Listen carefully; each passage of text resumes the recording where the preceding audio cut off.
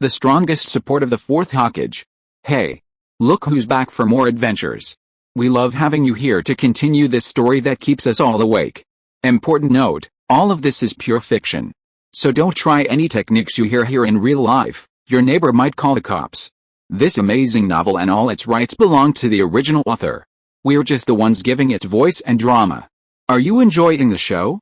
Prove it by subscribing to our YouTube channel and leaving that like that motivates us so much. And if you want VIP access to exclusive content, our Patreon is waiting with things you won't find anywhere else. Chapter 53, Bloodstained Foreign Land, Returning Home with the Wind. Ninja Law, Setsuna Dharma Realm. Open. Time and space have always been relative. Ninjas have long been concerned with these two mysterious attributes of all things. Because nothing, whether living creatures or lakes, seas, or rocks, can escape their purview. Therefore, ninjas seeking ultimate power have long since included these two powers in their pursuits, but few have even reached this level of knowledge. Of course, regarding space-based ninjutsu, sealing scrolls and summoning techniques are simply the simplest applications. However, neither of these methods can directly generate combat power. Furthermore, the Flying Thunder God technique, developed by the second demon and perfected by Minato, undoubtedly elevates the effectiveness of space-based ninjutsu to a new level. So, what about time? Compared to the tangible nature of space, the attribute of time is even more abstract. If one were to delve into it, the implications would be enough to give philosophers a headache. In theory, time is the only absolute attribute in the world. People cannot alter its flow, travel to the future, or return to the past. Even stopping time is impossible. Really, can do it? In Shenayong's vision, the entire world began to slow down, just like watching a slow-motion video. Everything, his breathing, the falling rain, the approaching Kunai. Everything in this world began to slow down. Not enough, not enough. It was like a self-hypnotic murmur, but the old man of time, who had never stopped for anyone, seemed to slowly raise a high wall. Time began to stop its eternal pace for a certain man. It was not a telepathic connection between masters, but in Shenayong's eyes, the world really stopped. Thrust. Exactly the same moves as before, even compared to before, Shenayong's current movements were like those of an old and frail turtle. Slow, extremely slow. Even a child walking down the street could easily perform a feat countless times more agile than this, even without a ninja. But a closer look revealed that, in the entire world, it seemed as if only Shinayu's right hand, gripping the kunai, was still advancing. Indeed, Shinayu hadn't merely slowed his opponent's movements down by half. In fact, just as during the assassination of Tsuchida, time had been slowed to an extreme. It had even come to a complete standstill. The first thing to collapse was Shinayu's right hand.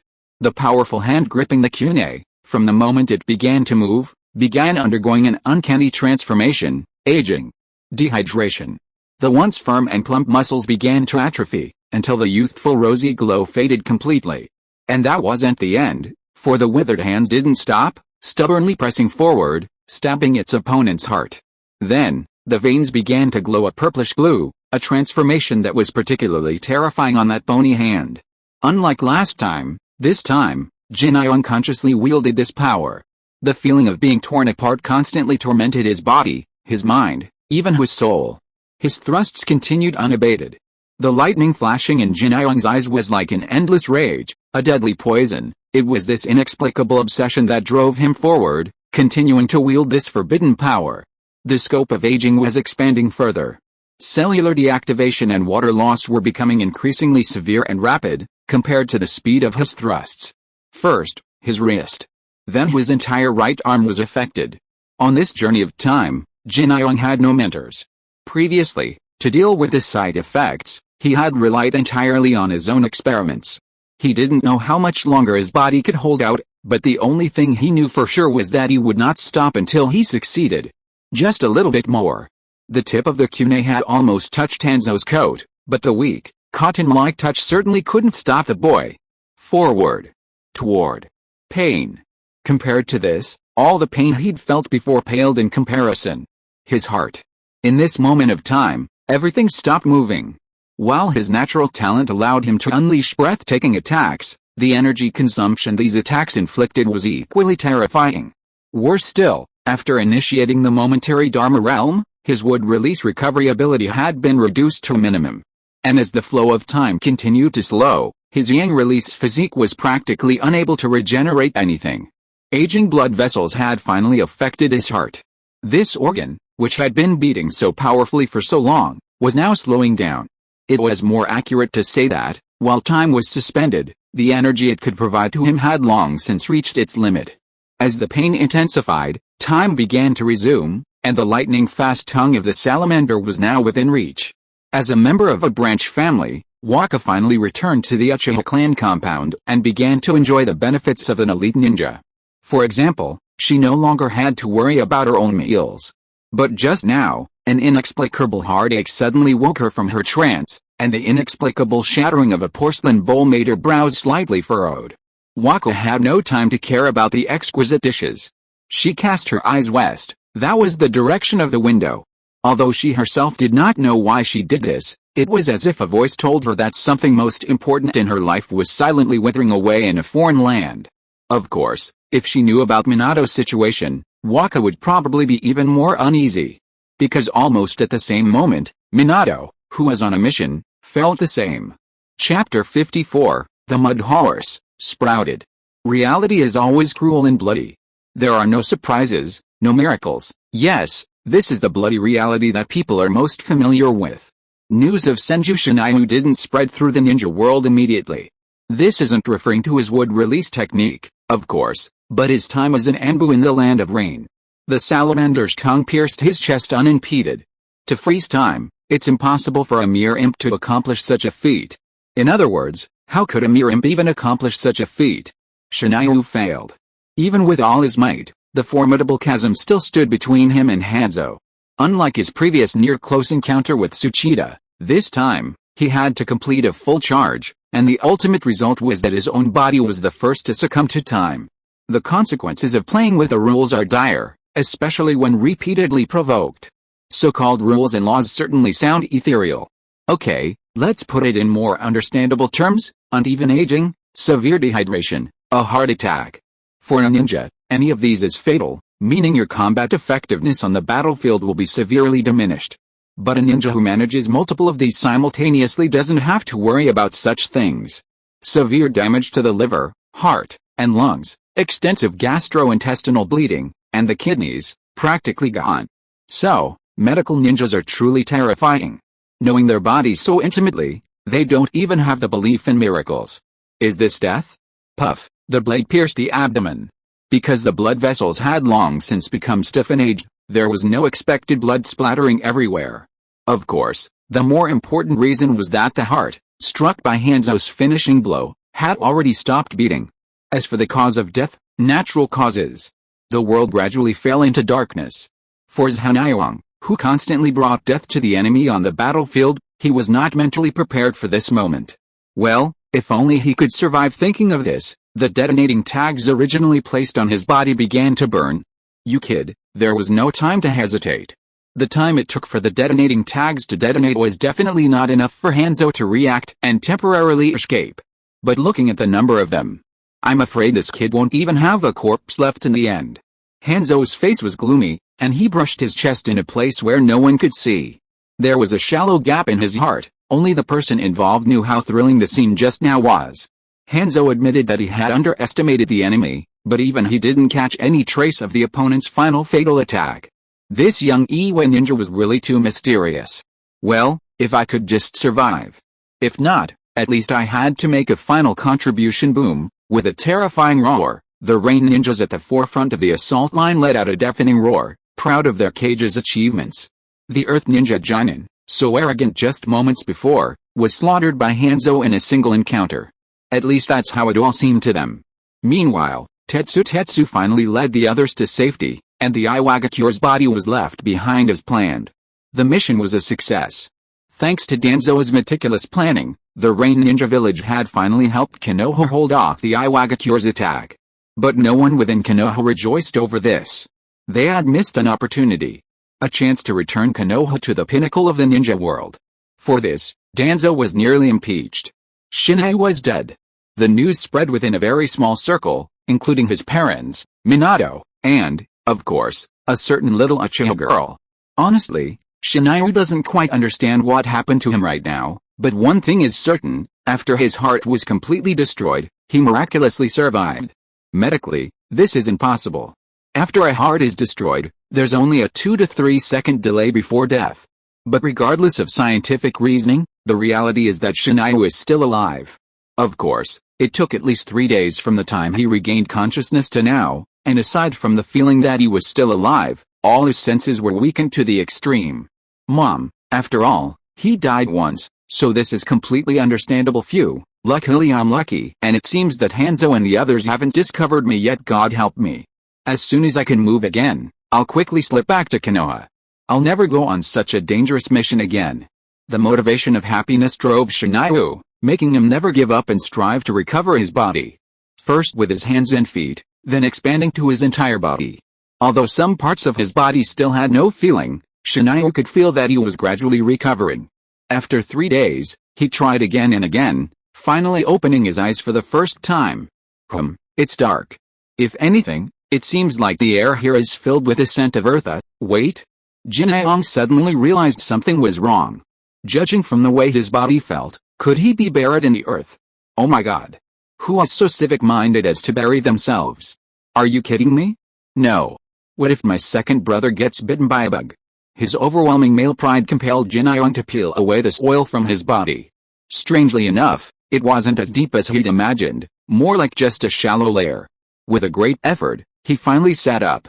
Back in the warmth of the sun, Jinayong was so moved he almost cried. Woo woo woo. No, of course, soon, he actually burst into tears. The reason was simple, he had sprouted. A highly recommended masterpiece for marijuana fans. Don't hesitate, fans of the AI-zon genre. The latest tear-jerking masterpiece of 2014. Chapter 55, Ninja Technique. You can't see me. That's right, literally. Upon waking up, Jin Yong discovered that his life form was changing, from animal to plant. Damn it. I've heard that reversion can turn you into a monkey, but why the hell did I turn into a tree? The right side of his face, along with most of his chest, left hand, and left leg, through his tattered combat uniform, Jin Yong could vaguely see the parts of his body that had completely turned to wood. He could even clearly see the growth rings. Let me count, is that 12? Pa, who cares about these things now? Jin Yong didn't want to be a vegetable like this. Wait, a tree? He was suddenly startled. Damn it, I always feel like I've seen this look somewhere before. That's right, how could he, having traveled through time, forget this iconic look? In the original story, not many people possessed the first generation's cells. Aside from Yamato, who was clearly degraded, there were only Zetsu, who was cloned from the Outer Path demon statue in the first generation's cells, Danzo, who directly transplanted cells, and the legendary Uchiha Madara. Of course, besides them, Uchiha Obito, in his guise as a Fei, also possessed the first generation's cells. When Obito was gravely injured and received the first generation's cells transplanted from Madara, he seemed to be the same honored person that Shinayu is now. Thinking more closely, before Danzo's death in battle, unable to suppress the first generation's consuming power, he seemed to have partially turned to wood. Wood release. That's right. That's absolutely it. The so-called wood release energy, while normally mild and neutral, actually possesses an extremely aggressive devouring property. Whether it's a post-transplant rejection reaction or a mutation caused by the body's own changes, this woodification is actually a kind of blood-stained disease. In the original story, Obito and Danzo were unable to fully control the power of the first generation's cells due to transplants. However, for Shinayu, having fully awakened wood release on his own, he shouldn't have worried about this situation.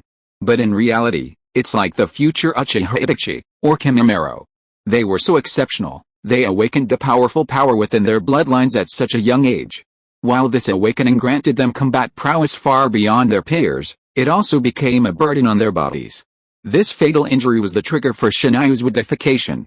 His yang release energy hadn't yet stabilized, and coupled with this rampage. After a brief analysis, Shinayu finally calmed down. While this conclusion meant his health wouldn't improve anytime soon, it at least gave him a clear path to solving the problem: control. As long as he could control his wood release ability, his wood-bound body would also return to normal. Wood release. He stretched out his completely wood-bound left hand, capable of movement like normal flesh, though with reduced stability and toughness. After all, if left still, it would be nothing more than a lifelike wooden sculpture. Wood release, diamond summoning wood. Ninjutsu activated. Completely different from his previous state, this time, Shinayu performed this documented B-rank ninjutsu without even needing to form hand seals, relying solely on the power of his own bloodline. In a flash, several thick branches shot out from his left arm. The terrifying destructive force even pierced through the earth and rock before them, unimpeded. But, oh my god, Shinayu struggled to pull his left arm free, only half remained. Well, that wasn't the point. It was just a wood-bound body now, and he could grow it again if needed. The problem was the ninjutsu. Shinayu had no control over the power of the ninjutsu, even the direction of the release seemed to be left to its own devices. The wood release technique now gave Shinayu the feeling of a wild beast inhabiting his body. There was no way to control it at all. Oh, God is jealous of his talent. Shinayu, who had been shaking his head helplessly and looking lazy, suddenly became alert. After turning into wood, the only thing to be happy about was probably his perception, which had increased dramatically again. About 300 meters away, a ninja was heading in his direction. A drop of cold sweat instantly slid down his forehead. How can your brother-in-law fight in this state? The dividing line of god-level camouflage. Look carefully, the three ninjas wearing rain masks were searching repeatedly. Just now, they who were performing a mission nearby sensed the loud noise coming from here. The rock ninja's massive sneak attack had just happened not long ago. This place is very close to the village and must not be lost. Strange, we've searched everywhere, but found nothing except that big pit. The search had been going on for 10 minutes. Judging from the ninjas' observation skills, it wouldn't be an exaggeration to say that they had turned the place upside down. But the strange thing was, they didn't find any meaningful clues. Let's pack up first, the leader finally made a decision. They even checked every bush, but the result was only disappointment. With a command, the three people disappeared immediately, and the land returned to peace again. 1 minute. 10 minutes. Half an hour. Finally, this time, the figures of the three people really disappeared from the range of Shinayo's perception. Ahem, of course, if the Rain Ninja team was really serious enough, they should have leaned against every tree to listen to their whispers. You can't see me. You can't see me. Conscientiously recommend Kakami's masterpiece. Have you seen the Academy with daily updates? Yes, this is it. P.S. Book club has been established. 94,199,959. Chapter 56, Call Me the Masked Man. Actually, I've forgotten things like names a long time ago. Ha ha ha ha. Ha. Looking at the kid who was still staring at him warily, Shinayu really couldn't be cheerful. Then again, if he told the truth here, the negotiations would probably break down completely. Ahem.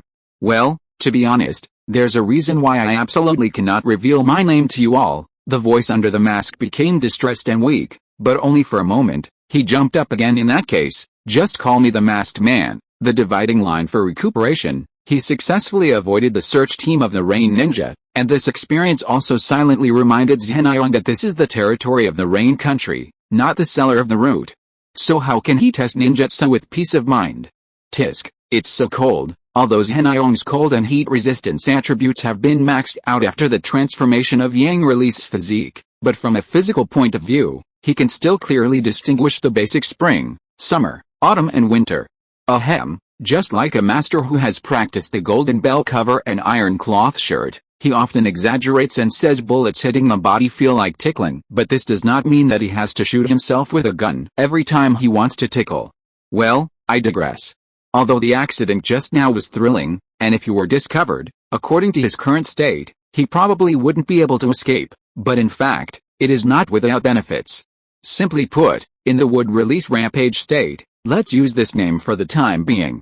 In this state, Shinayu is like an extremely powerful baby, completely unable to control the chakra in his body for combat. However, in this situation similar to the unlimited use of the blood limit, Shinayu can freely transform himself into a tree. Damn it! What kind of benefit is this? Ahem, calm down. Ninjas are always good at finding factors that are beneficial to themselves from unfavorable situations, so, what use is this ability to Shinayu now? Firstly, he probably wouldn't have to worry about the patrolman anymore. Combined with his incredibly perceptive perception, Shin'aong could always blend in with nature. Secondly, in addition to his greatly enhanced concealment, maintaining this state meant Shin'aong's food consumption was minimal. Of course, that didn't mean he could photosynthesize on his own. It was just that, beyond simply eating to replenish his energy losses, Shin'aong grasped a low shrub with his hand. In the blink of an eye, the already forbidding branches and leaves were reduced to ash. That's right, besides eating, Shin'aong could also absorb the vitality of many things he couldn't eat, thereby replenishing his daily energy needs. Shin'aong let out a wry laugh. This place was only about 10 days' journey from Konoha village. Of course, that meant traveling the ninja way. As for Shin'aong now, I'm afraid he'd just have to survive in the wilderness. Damn it. I'm not Bear Grylls, why would I have to endure this? You weak god. Eyes filled with tears silently gazed up at the sky. If an artist could capture this scene, it would probably fetch a handsome price. I've strayed off topic again. There's one more question left. Shin'aong can't remain completely isolated from others. A ninja like him could just stay hidden, but in front of the villagers of the Rain Country, is he just a tree providing shade for the masses? That's obviously inappropriate. But with his current appearance, even the bravest would be terrified. Well, this is actually not difficult. In the original work, Obito's situation was basically the same as his, so Shin'aong followed suit and quickly wrapped himself with wooden strips. The mask that only revealed one eye also concealed his now hideous and terrifying face. As for the clothes, he barely made the color of the wood a little darker, and it looked like a black windbreaker. Of course, doing all this was Shin'aong's limit. After all, he couldn't use chakra, and so far, it was just the body's instinctive use. The damn god was also very kind. As soon as someone put on a layer of skin, a drizzle began to fall from the sky.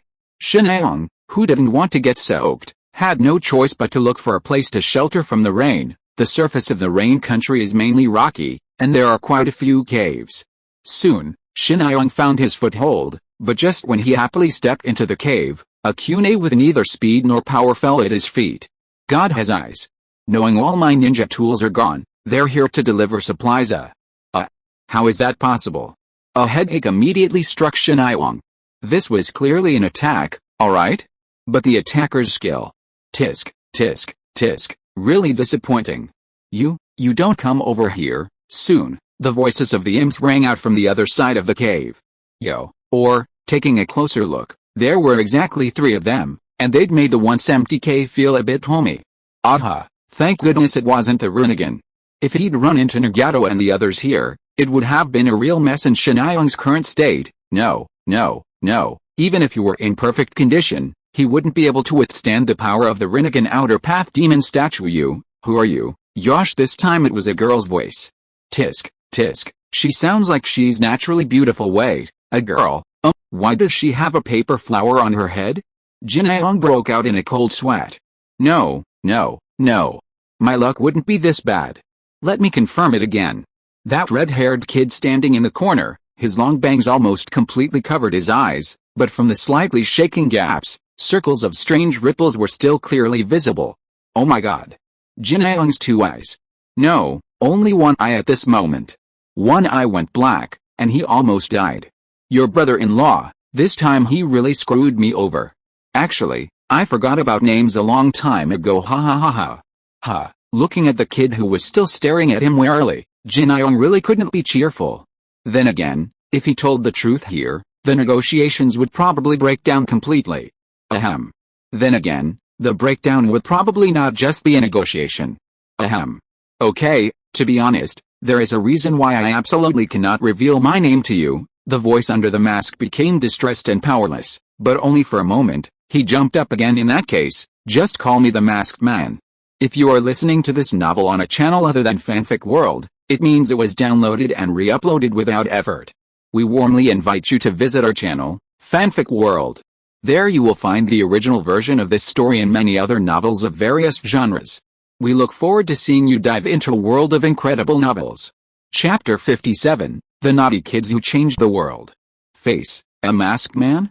Staring at the bewildered figure standing at the cave entrance, Yohiko couldn't make a final decision.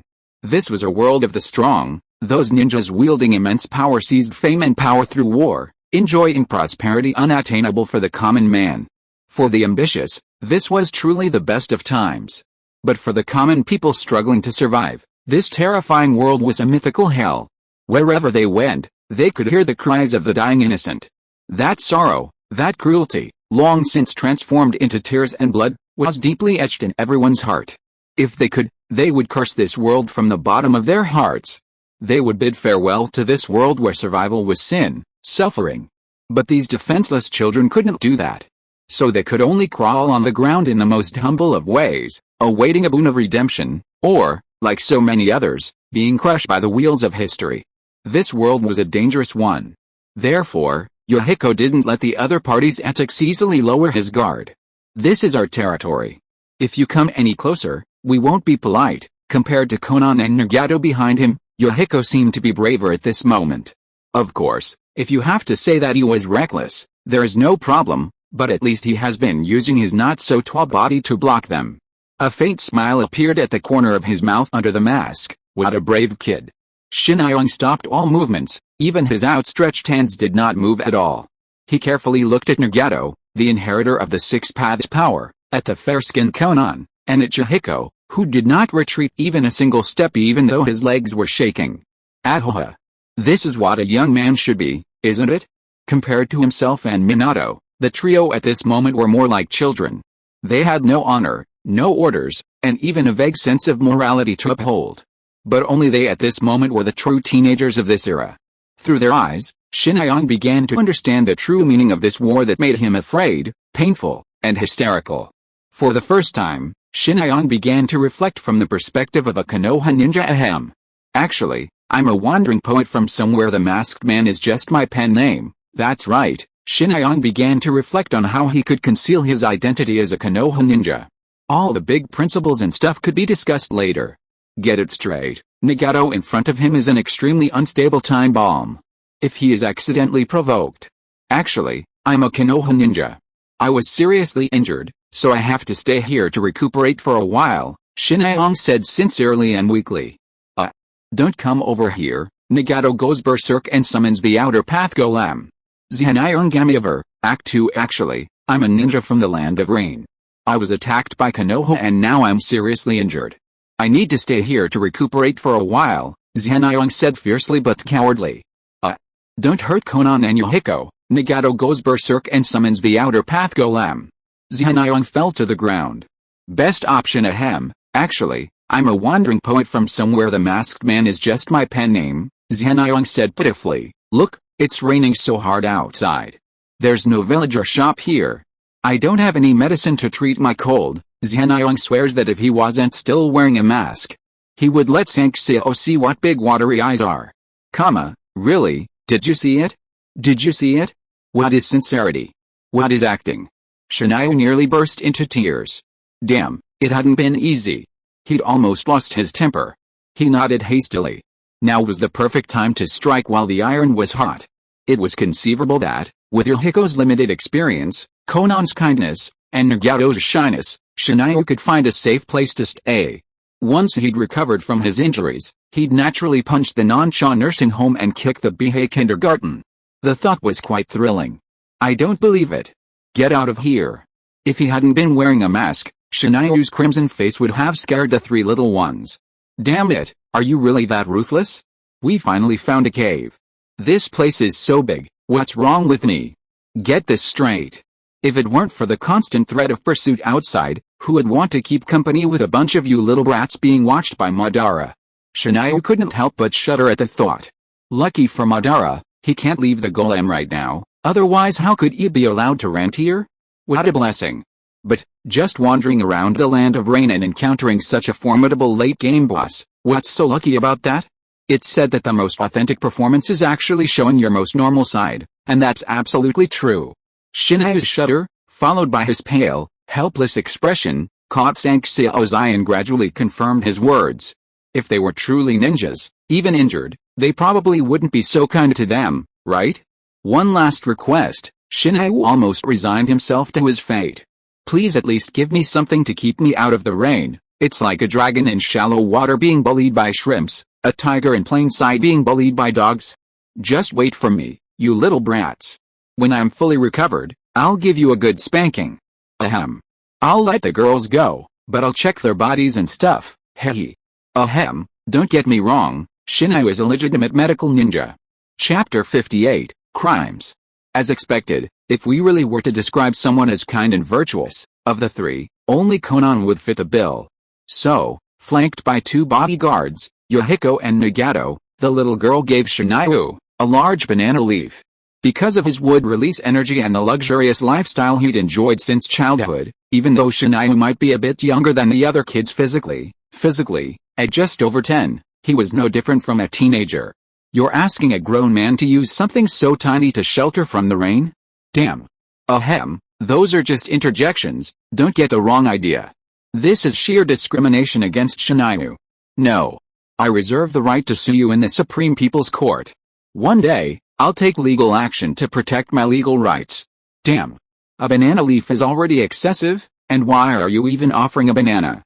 Are you being sarcastic? Oh, huh? Yeah, huh? You're treating me like a beggar? And so, amidst the ongoing confrontation, Shinayu maintained his resolve. Crouching alone at the cave entrance, wrapped in a banana leaf and eating a banana. The situation was stronger than the person, and a brave man never hesitates to face a loss. A leaf is better than nothing, right? While it leaked a little, it didn't seem like a big deal for Shinayu, clad in his one-piece suit.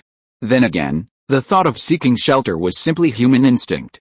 Given the circumstances, even if Shinayu immediately transformed his body into a woody tree and stood in the rain, it wouldn't be a problem.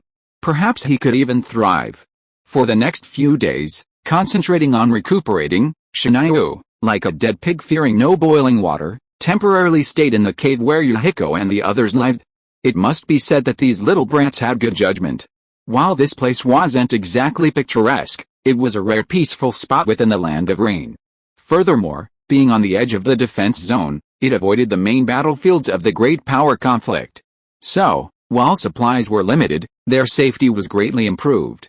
This wasn't just important to the three little ones, it was equally important to Shinayu right now. He could only smile helplessly.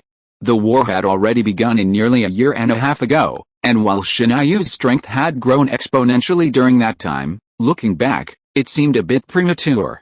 Just like that would-release rampage. While it might have been difficult for him to escape Hanzo's clutches without that unexpected incident, for Shinayu, always particular about controlling his power, it was an unforgivable mistake. He had never forgotten his original goal. Even today, that goal remained unchanged, survival. The only difference was that Shinayu had become even more greedy. He didn't just want to escape this chaotic world, he wanted everyone important to him to survive as well. And that required even greater strength, his own, his teammates, and even his enemies.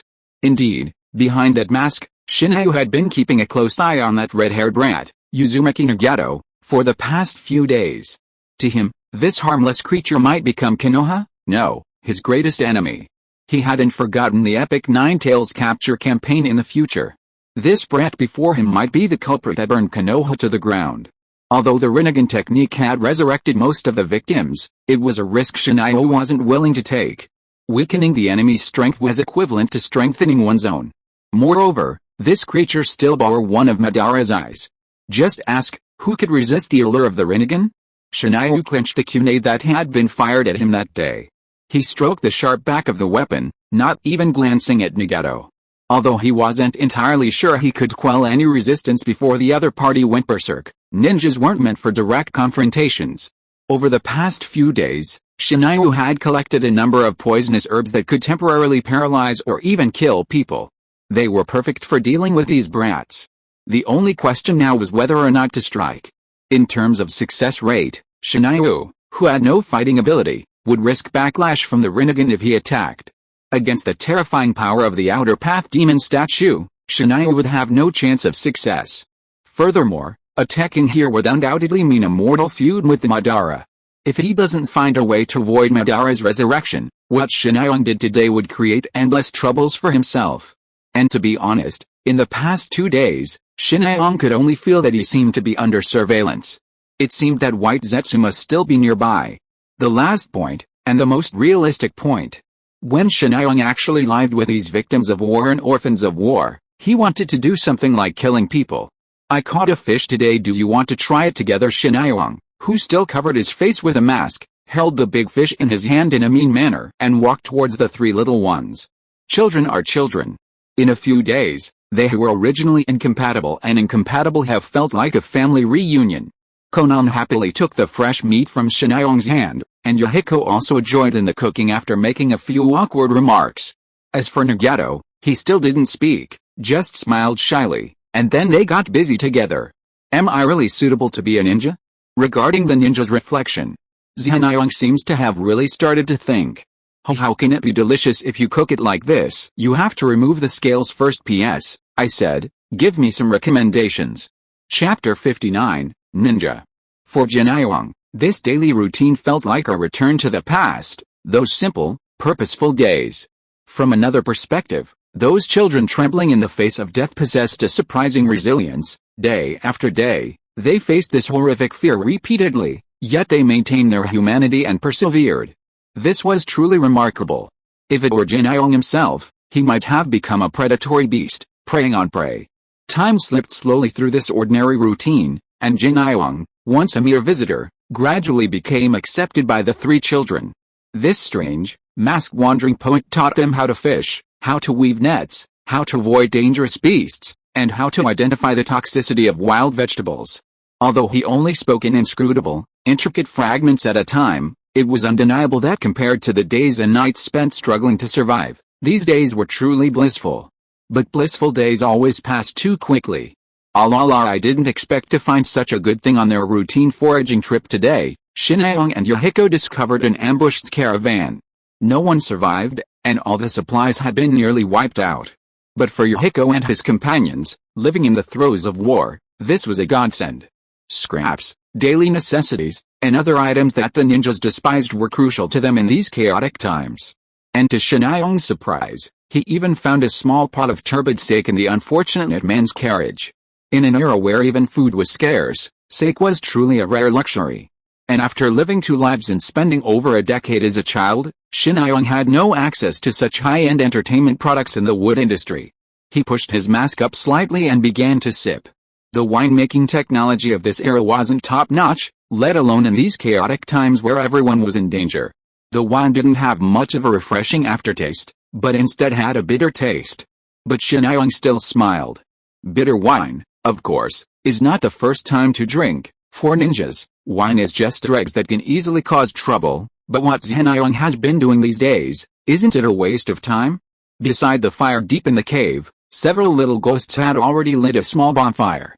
The constantly flickering temperature, and the outside world, the rare snow. In a blink of an eye, 3 years have passed. Maybe it's because this body is still young, or maybe it's because the wine doesn't make people drunk, but people get drunk on their own. Shinayong turned sideways with a little tipsiness. He looked at the three playful little ghosts. They were like white roses blooming beside this sure road. At first, it was just a low murmur. He didn't know where he had heard this song before. In the end, he actually sang softly with a melody in his mind. The long road is up to you to venture on, with courage and a warm heart, looking for truth and love in a drunken dream. The place where you stop is your hometown. The sky and the earth are thrown into the fire of eternal calamity, drifting endlessly without thinking. The little ghosts didn't understand the meaning of the song yet, but Shinayong's deep and misty voice made them calm down naturally. They had also experienced pain, and that strong resonance started from the depths of their hearts, spreading the beautiful chords to every corner of the cave. Welcome to the sun and the moon and the thousands of miles of wind. Smile and bow to the white ripples to wash away my madness. In the future, when we laugh and talk about heroic deeds, we would rather rust the flames of war in the spear. In the future, when we laugh and talk about heroic deeds, we would rather rust the flames of war and the spear lying on his side. Shinayong seemed to be really drunk. Through the gap in the mask, the three little ones saw that warm smile for the first time. Haha, poet, you are drunk. Zion uncovered her mouth and smiled lightly. She opened her half-closed eyes, looked in the direction of Shinayong, and waved to him as if to joke. But her hand was suspended in midair. In the distant cave entrance, a man with a dagger on his back appeared in their sight. There were obvious traces of blood on his body, not only his own, but also those of the enemies who died under the dagger. But at least one thing is certain, the Iwagakure forward protector tied to his forehead silently reveals his identity as a ninja. A ninja. A ninja still at war. Don't come over here, Just like when he faced Shinai that day, Yohiko immediately jumped up and stood in front of the other two brats. He held the worn-out kunai, but didn't dare to pray for the same good luck as Shinayu back then. Today, I'll probably die here. A thought flashed through his mind, and he gripped the kunai in his hand even more firmly. At least I have to keep Konan and Nagato alive. Ah! Konan, quickly take Nagato and run away. He almost rushed towards them with his eyes closed. Of course, from the beginning, he didn't think he could kill them. He just held on to the idea of death. If I die, my companions will be saved. A hand grasped Yohiko's arm, its irresistible force holding him still. That familiar voice, always cynical in the past, now had a different tone. For the first time in 3 years, Shinai slowly removed the mask covering his face. Perhaps due to not having seen the sun for so long, his face looked a little pale, but there wasn't a trace of woodiness to be found. True, this face looked more mature than it did 3 years ago, but that didn't stop the playful smile that curled across his lips. That's such a foolish thought, he paused, not turning to look back at Yohiko. Yohiko, remember, the weak who sacrifice death will never be favored by fate.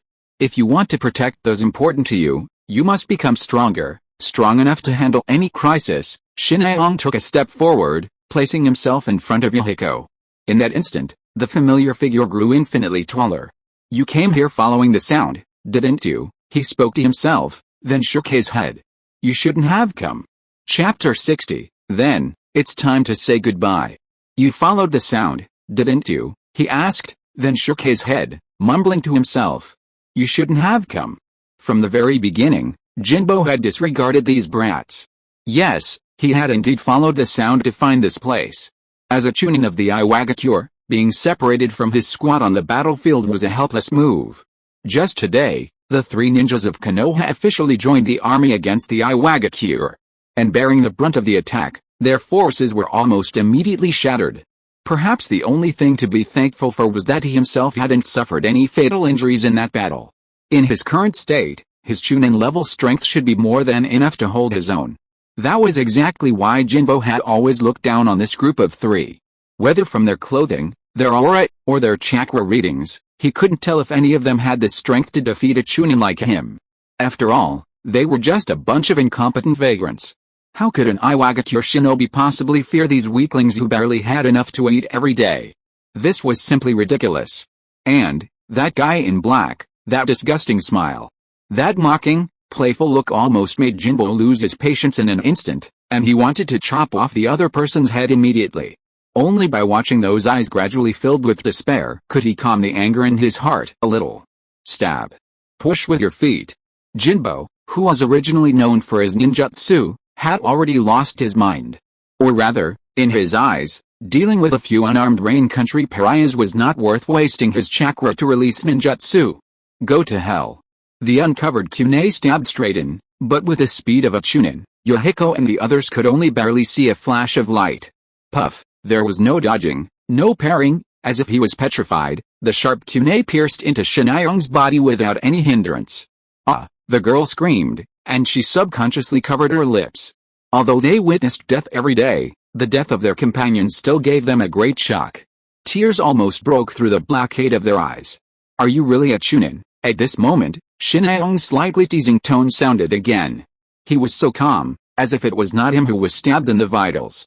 And Jinbo, who had made the move, showed a look of surprise almost the moment the attack hit. The feeling wasn't like piercing through flesh at all. Instead, it felt like stabbing a giant tree. Woodification. After surviving the wood release rampage, Shinai-ong's physique, chakra, and even wood release itself experienced a qualitative leap, and the most obvious, and most terrifying, change was this, woodification. 3 years ago, whether it was Shinai-ong or other copies of wood release research, wood release in their hands was closer to a special type of escape technique. But for the former Shogun Hoshirama, it was closer to a unique bloodline limit. To the point that the shogun didn't even need to form hand seals to use most wood release jutsu. And 3 years later, Shinai-ong finally took another important step in his wood release training, a transformation of his physique. Just like the members of the Hazuki clan, who could evade physical attacks by liquefying their bodies, Shinai-ong now possessed a wood release bloodline physique. He could transform his body into wood at will. Under such conditions, Mere physical attacks were virtually impossible to inflict damage, and the so-called vital points of the human body were completely meaningless to Shinayu.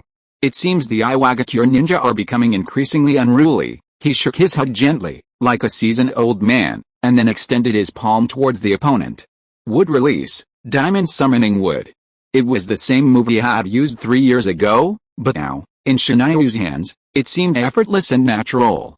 The sharp branches that shot out like lightning instantly pierced the Iwagakure ninja's body, but Shinayu's lip curled slightly, but he showed no sign of stopping. Keep going. As if there was no hindrance at all, the hard wooden stick pierced through the ground in the blink of an eye, and under the soil near the cave entrance, a bloody wail was telling the end of the rock ninja. In front of Xianyang, who had powerful perception and could predict the future, the effects of ninjutsu such as clones or substitutes had been reduced to the lowest level. Solution. He retracted his palm, and all that was left in the cave was a piece of broken wood and a corpse buried in the soil. Xianyang smiled and turned around, looking at the kids he had been with for 3 years. Well, it always felt a little weird after taking off the masks. After all, when it comes to age, Xianyang is actually a little younger. Without the masks to add a sense of mystery, even preaching to him is not as natural as before. Anyway, let's get out of here quickly. Shinayong tilted his head mischievously. Judging from the situation, the war will soon spread to this place. Let's get out of here and find a safer place. Poet, Allah, I'm afraid I can't continue the journey with you. Shinayong shrugged helplessly. His injuries had healed, and he had been here for too long. Looking at the 3 little ones who all put their heads together, Shinayong touched the back of his head embarrassedly, and then took out a thin scroll from his coat. This is about the method of chakra extraction and the simplest use of chakra.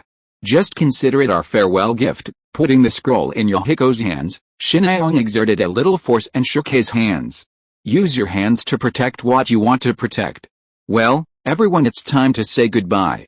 Chapter 61, Let Them See. If 3 years ago, Shinayu only had the credentials to fight Jonin thanks to his miraculous ability to time, then today, he's definitely reached the Jonin level. Even without relying on future prediction, Shinayu still possesses the ability to fight one-on-many at the Jonin level. In just 3 short years, this is why wood release holds such a huge influence in the ninja world. It's not just because of the immense prestige established by the Shodaime, but more importantly, it inherently possesses terrifying destructive power. Ahem. Having said all this, the point I really want to make is that Shinayu's speed is much faster now. If you were to rush to the Konoha front camp at full speed, no, there's no way Shinayu would even bother to go there. He's been wandering around for so long. If he doesn't show up soon, people would probably think he's dead. Well, then again, I can probably be considered dead once.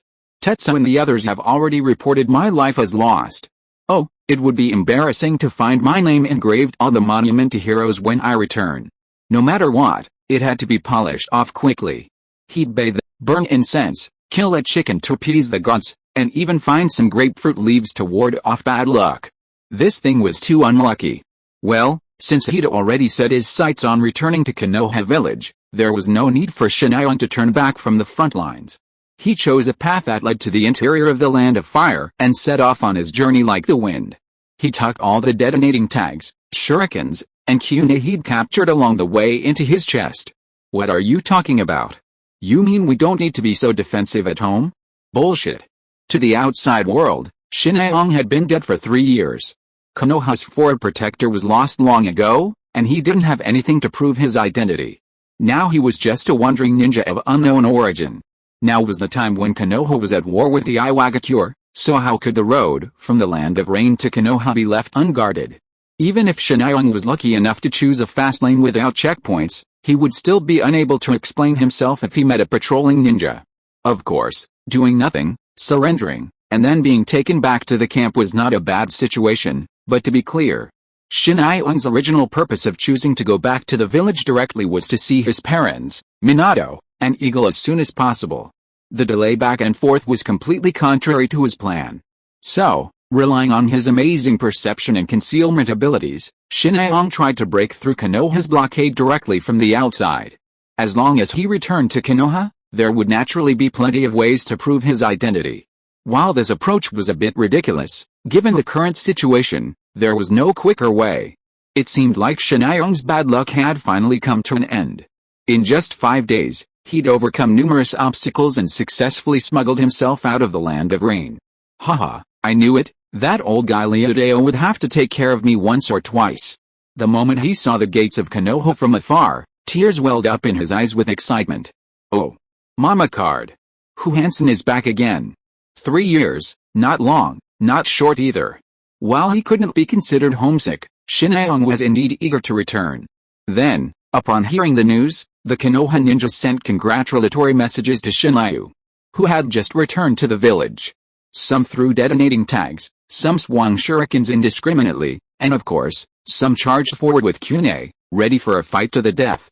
The two-eyed children of the Red Eyes were the most enthusiastic. They took a deep breath and exhaled festive fireballs. Your brother-in-law.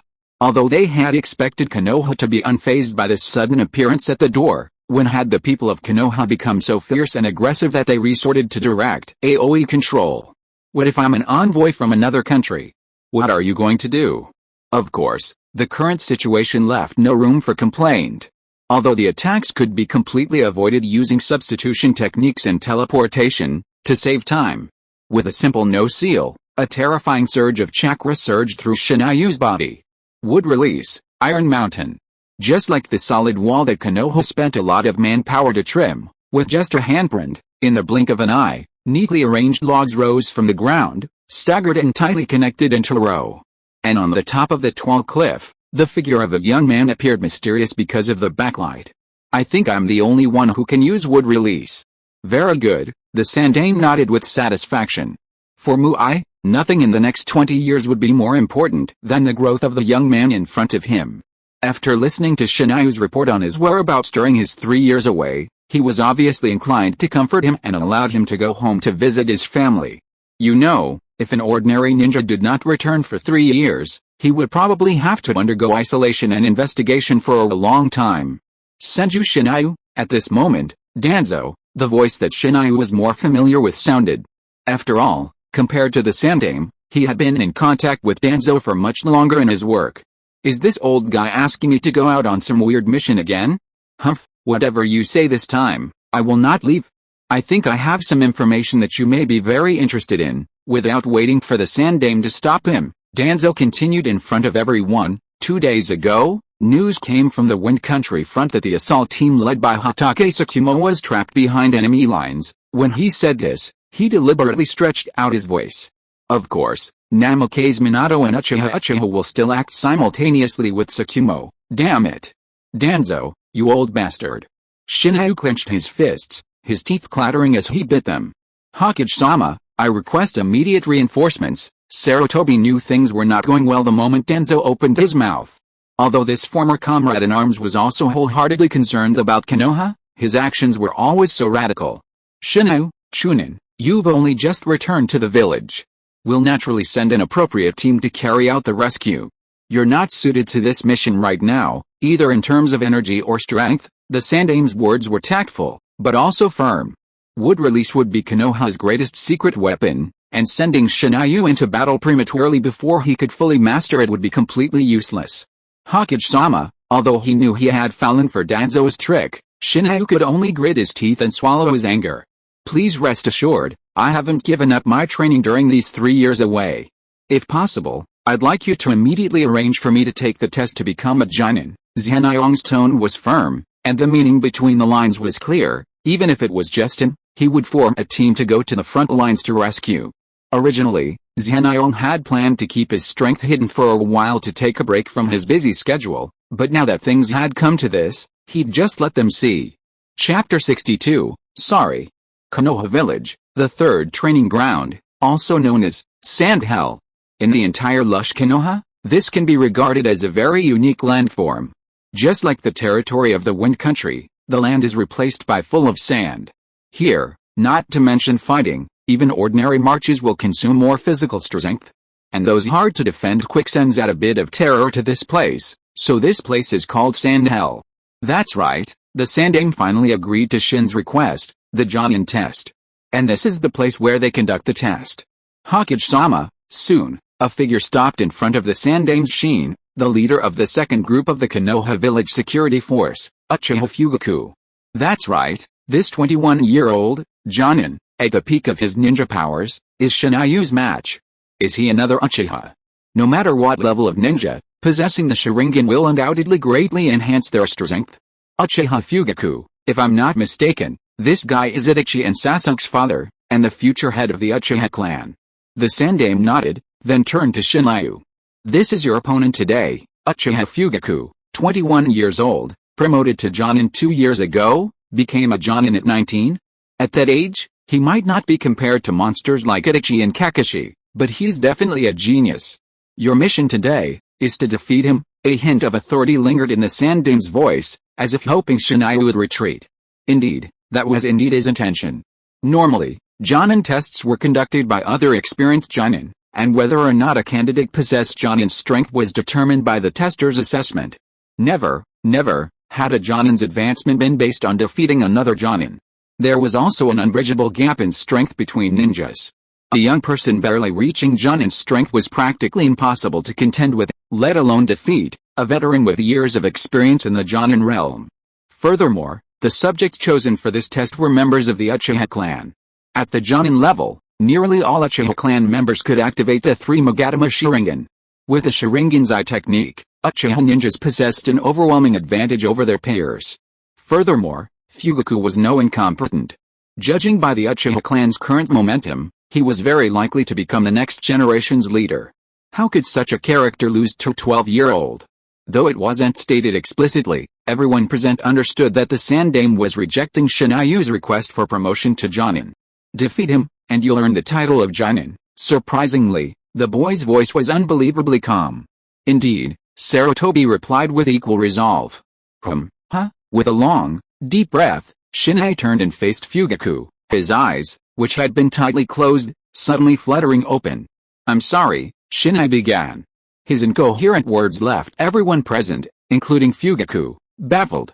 Only Danzo, who had been standing quietly, nodded subtly, his narrowed eyes finally lighting up with a dazzling brilliance. With his arched foot, he pushed off the ground, and like an arrow from a bow, Shinai charged towards Fugaku with lightning speed.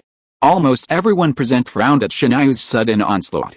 He's still a brat, after all, how reckless. If he'd taken advantage of wood release, victory wouldn't be impossible. He's still too young. Indeed. When facing an opponent stronger than oneself, blindly charging and attacking is the most foolish decision. The more ferocious the charge, the more likely it is to leave a flaw. With the Sharingan's powerful insight, a single misstep and the battle is over in an instant. Exactly. That makes perfect sense.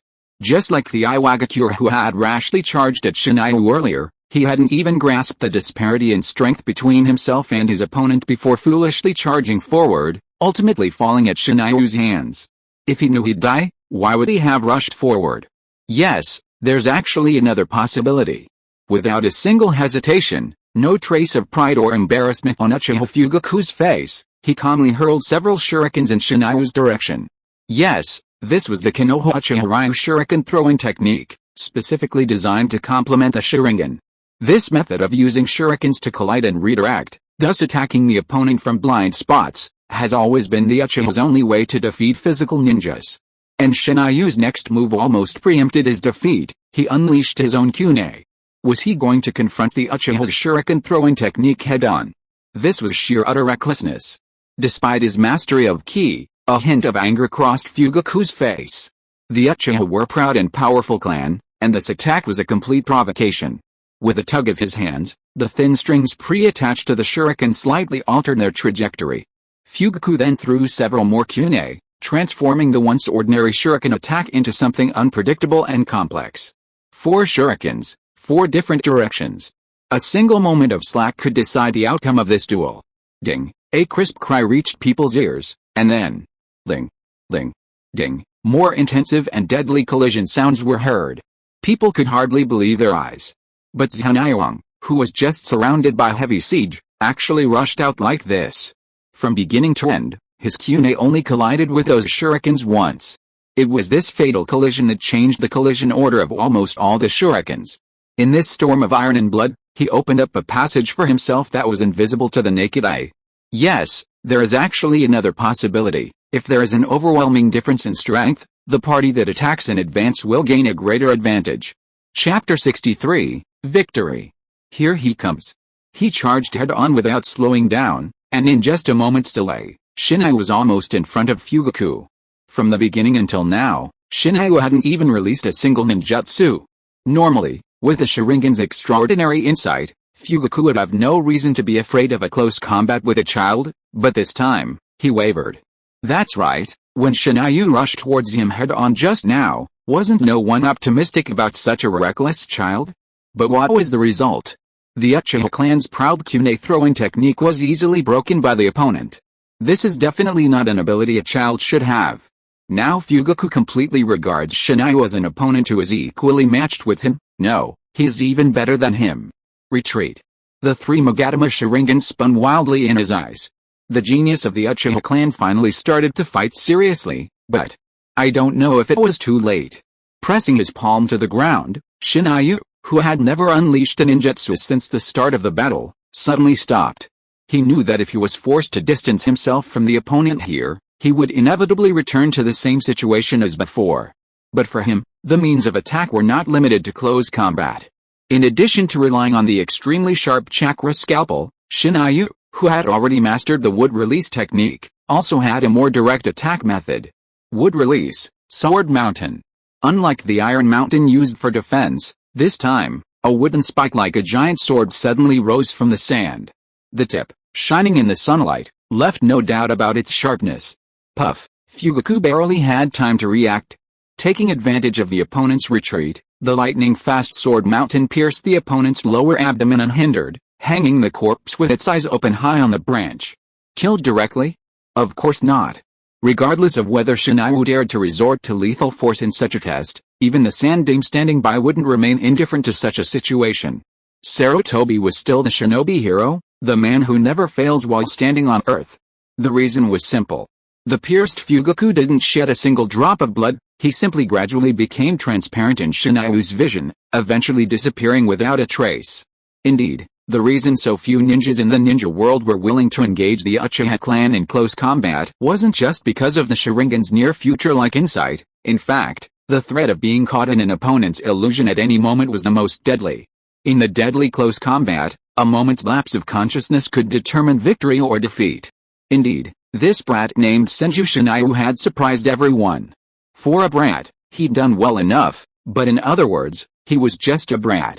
Behind Shinai, plummeting from the direction of the sun, was the recently vanished Uchiha Fugaku. At this moment, Shinai still maintained a single-handed stance, seemingly still recovering from the illusion. This was the end. Even Fugaku himself thought so, though he didn't notice the repulsive smile plastered across Shinai's face. Wood release, sword forest. Countless gigantic wooden spikes burst forth from the sand, centered around Shinai's body. The huge weapon, whose original wood color was almost about to fade, blocked out the sunlight in an instant, as if it was a huge tide that suddenly rose from thin air. Of course, if you were caught in it, you would definitely be minced into pieces. At this moment, Uchiha Fugaku finally felt the threat of death. But he was already in midair and had no way to stop it. Bang! Finally, in that terrifying mountain of swords, the only blunt wood hit his back. The huge impact made it impossible for Fugaku to control his body shape. He could only obey this force and was pushed to a piece of sand that Zen'yong had left in his sight. At the moment of contact with the ground, he did not feel the pain he had imagined, but a suction force that seemed to pull him down still destroyed his center of gravity when he tried to get up. It was quicksand. So, was that when he said sorry to himself, because from that moment on, the young man had already planned to defeat him with such an overwhelming advantage. Not just Fugaku, almost everyone watching stared at the result in amazement. The Sun Dame had originally deliberately set a difficult test for Senju Masairo, but in the end, he actually won with such overwhelming strength. Yes. Looking back now, the battle lasted less than 30 seconds from start to finish. In that short time, Masairo had almost always controlled the rhythm of the battle, and the Jounin Uchiha Fugaku was almost completely toyed with by him. How is it? The hand that had been pressing on the sand on the ground finally lifted up. Masairo's words were not addressed to Fugaku, but his eyes were directly looking at the silent Third Hokage. Honestly, Sarutobi was also having a headache. He couldn't believe that Senju Mahayou had grown to this level in just 3 years, but it was precisely because of this growth that Sarutobi became even more hesitant. The power of wood release is undeniable. Just as the legends of the past have told, at just 12 years old, Shinayu, possessing wood release, was powerful enough to instantly defeat an Uchiha, 2 years after his promotion to Jonin. Fugaku certainly underestimated his foe, but was Shinayu truly giving it his all? The answer is obvious. In just 5 years, no, perhaps 3, Shinayu will surely stand before the gate to Kage status, just as his 3 disciples are now. And 10 years from now, when this brat has fully matured like the Shodaime, he will be unmatched in the ninja world. This is an era without Uchiha Madara. The more this happened, the more the conservative Sarutobi was reluctant to put this seed of infinite potential on the cruel battlefield. Go to the basement. At this moment, Danzo's voice suddenly came. Everything is ready, whether it is your team members or the equipment that may be needed. Shinju's pupils suddenly shrank. He had never thought that Danzo would say such words to him at this time. Are you giving orders to Shinju? What do you think? This old man, who is always serious, rarely showed a cold smile. If you are listening to this novel on a channel other than Fanfic World, it means it was downloaded and re-uploaded without effort. We warmly invite you to visit our channel, Fanfic World. There you will find the original version of this story and many other novels of various genres. We look forward to seeing you dive into a world of incredible novels. Chapter 64, None of them are good. For Shinayu, who had spent considerable time in the route, the term basement was no stranger. Indeed, for the route, it was practically the core of the core. Perhaps that wasn't entirely clear, but to put it more simply, this was where Danzo always issued his top secret missions. It was the very center of power for the entire route. Going there, and under the guise of Senju Shinayu. Even when he served in the route, Shinayu had only used the pseudonym Cold-Blooded, but this time, for the only time, Shinayu would enter that place in his true form. Normally, a clever Shinayu would have been able to glean some clues from such hints, but today, he didn't have the luxury of such time. He just wanted to find his team quickly and set off immediately. Having been surrounded by the enemy before, how could Shinayu not understand the situation Minato and the others were facing?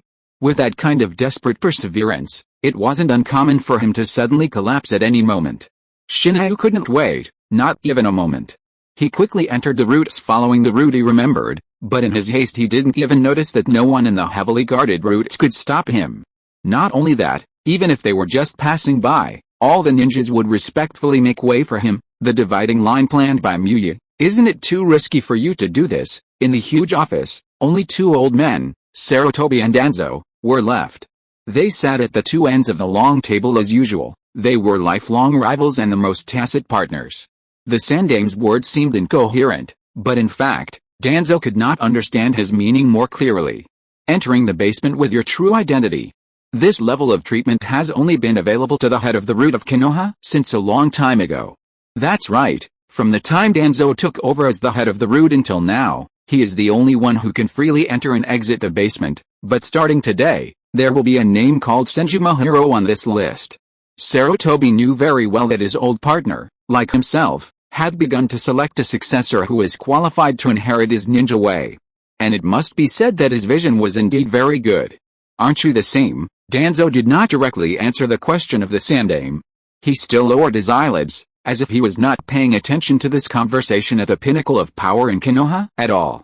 Otherwise, I don't believe you would let Tsukumo continue to lead them in the mission, nor would you let Jiraiya teach them everything he knows, and you would not hand over the research materials and the book of ninja to that kid so early. The old man took a puff of his cigarette and was silent for a moment. You're too reckless, you've always been too conservative, Sarutobi, is that so? Even though he's known as a ninja hero, after becoming the Hokage of Konoha, he finally became timid? No. Sarutobi smiled and shook his head. He was just avoiding all possible risks, and this time, the aging Sarutobi took off his white divine robe, revealing the armor he never took off. Let me end this war. Sarutobi's voice was very calm. Of course, looking at the ninja world, now, only he has the confidence to say this. Because he is the ninja hero, Sarutobi Hirozen. Since he has given me so many helpers, the mission this time will probably not be as simple as just rescue this old fox. Is he plotting against me again? Shortly after the operation began, Another team that had been waiting in the jungle for a long time confirmed Henayong's guess. I am Hinata Hayashi. Konoha's iconic white eyes cannot be faked, and this is still in the vicinity of Konoha, so there is no possibility of someone pretending to be someone else. Senju's Henayong. Yes, Hayashi nodded, then let the several ninjas behind him step out, and then continued, we are here to assist you in completing the mission under the orders of the Hokage-sama. In addition, we are only the vanguard. For smart people, this is enough to say. With a super elite composed of more than 20 senior ninjas as the vanguard, and most of them are from the roots of Konoha, or special combat forces of major families, then the main general who will command this battle is naturally about to emerge. The Sandaime wants to use Henayong's rescue as an opportunity to completely end the war on the Sans Shinobi front. Tisk, Henayong spat in disdain. It was clearly just a rescue operation that he had stubbornly carried out, but after the final game of Konoha, it turned into this situation. These disrespectful old men. None of them are good people. Chapter 65, The Most Crucial Battle. In the Land of Wind, on the Sans Shinobi front, the atmosphere within the empty tent was unexpectedly solemn. Indeed, even with the Third Hokage's arrival, the war against Konoha remained stagnant. All of this was due to a man named Hatake Tsukumo. Konoha White Fang. His name spread to every corner of the Land of Wind in record time, and no one could muster the courage to face it. Just look at what this fellow has done since the war began. His first appearance on the battlefield completely annihilated the Windland's prized special forces, the Puppet Corps. Since then, like a flash of white lightning, he has spread his presence throughout the Land of Wind. His terrifying efficiency and chilling ruthlessness even forced the Kazekage to issue the order, if you encounter Konoha White Fang, retreat immediately, don't count it as a mission failure. Regardless of how this war ends, Hatake Tsukumo's impact on the Land of Wind will be absolutely devastating. And in recent days, this fear has reached a fever pitch. Tomorrow, we must launch a powerful attack. We can't delay any longer, the Third Kazekage finally gave the order. He also knew that if this problem wasn't resolved quickly, the entire front would be overwhelmed by this terrifying man. It all started 3 days ago. Under the personal command of the Third Kazekage, the Sans Shinobi finally achieved their first breakthrough. Not only had they recaptured some of their lost ground, but more importantly, they had trapped the demonic figure in the enemy's ranks. Hatake Tsukumo, Konoha White Fang. At that time, almost everyone was certain that this demon, who had brought devastating damage to the Sans Shinobi village, would fall in this vast expanse of sand.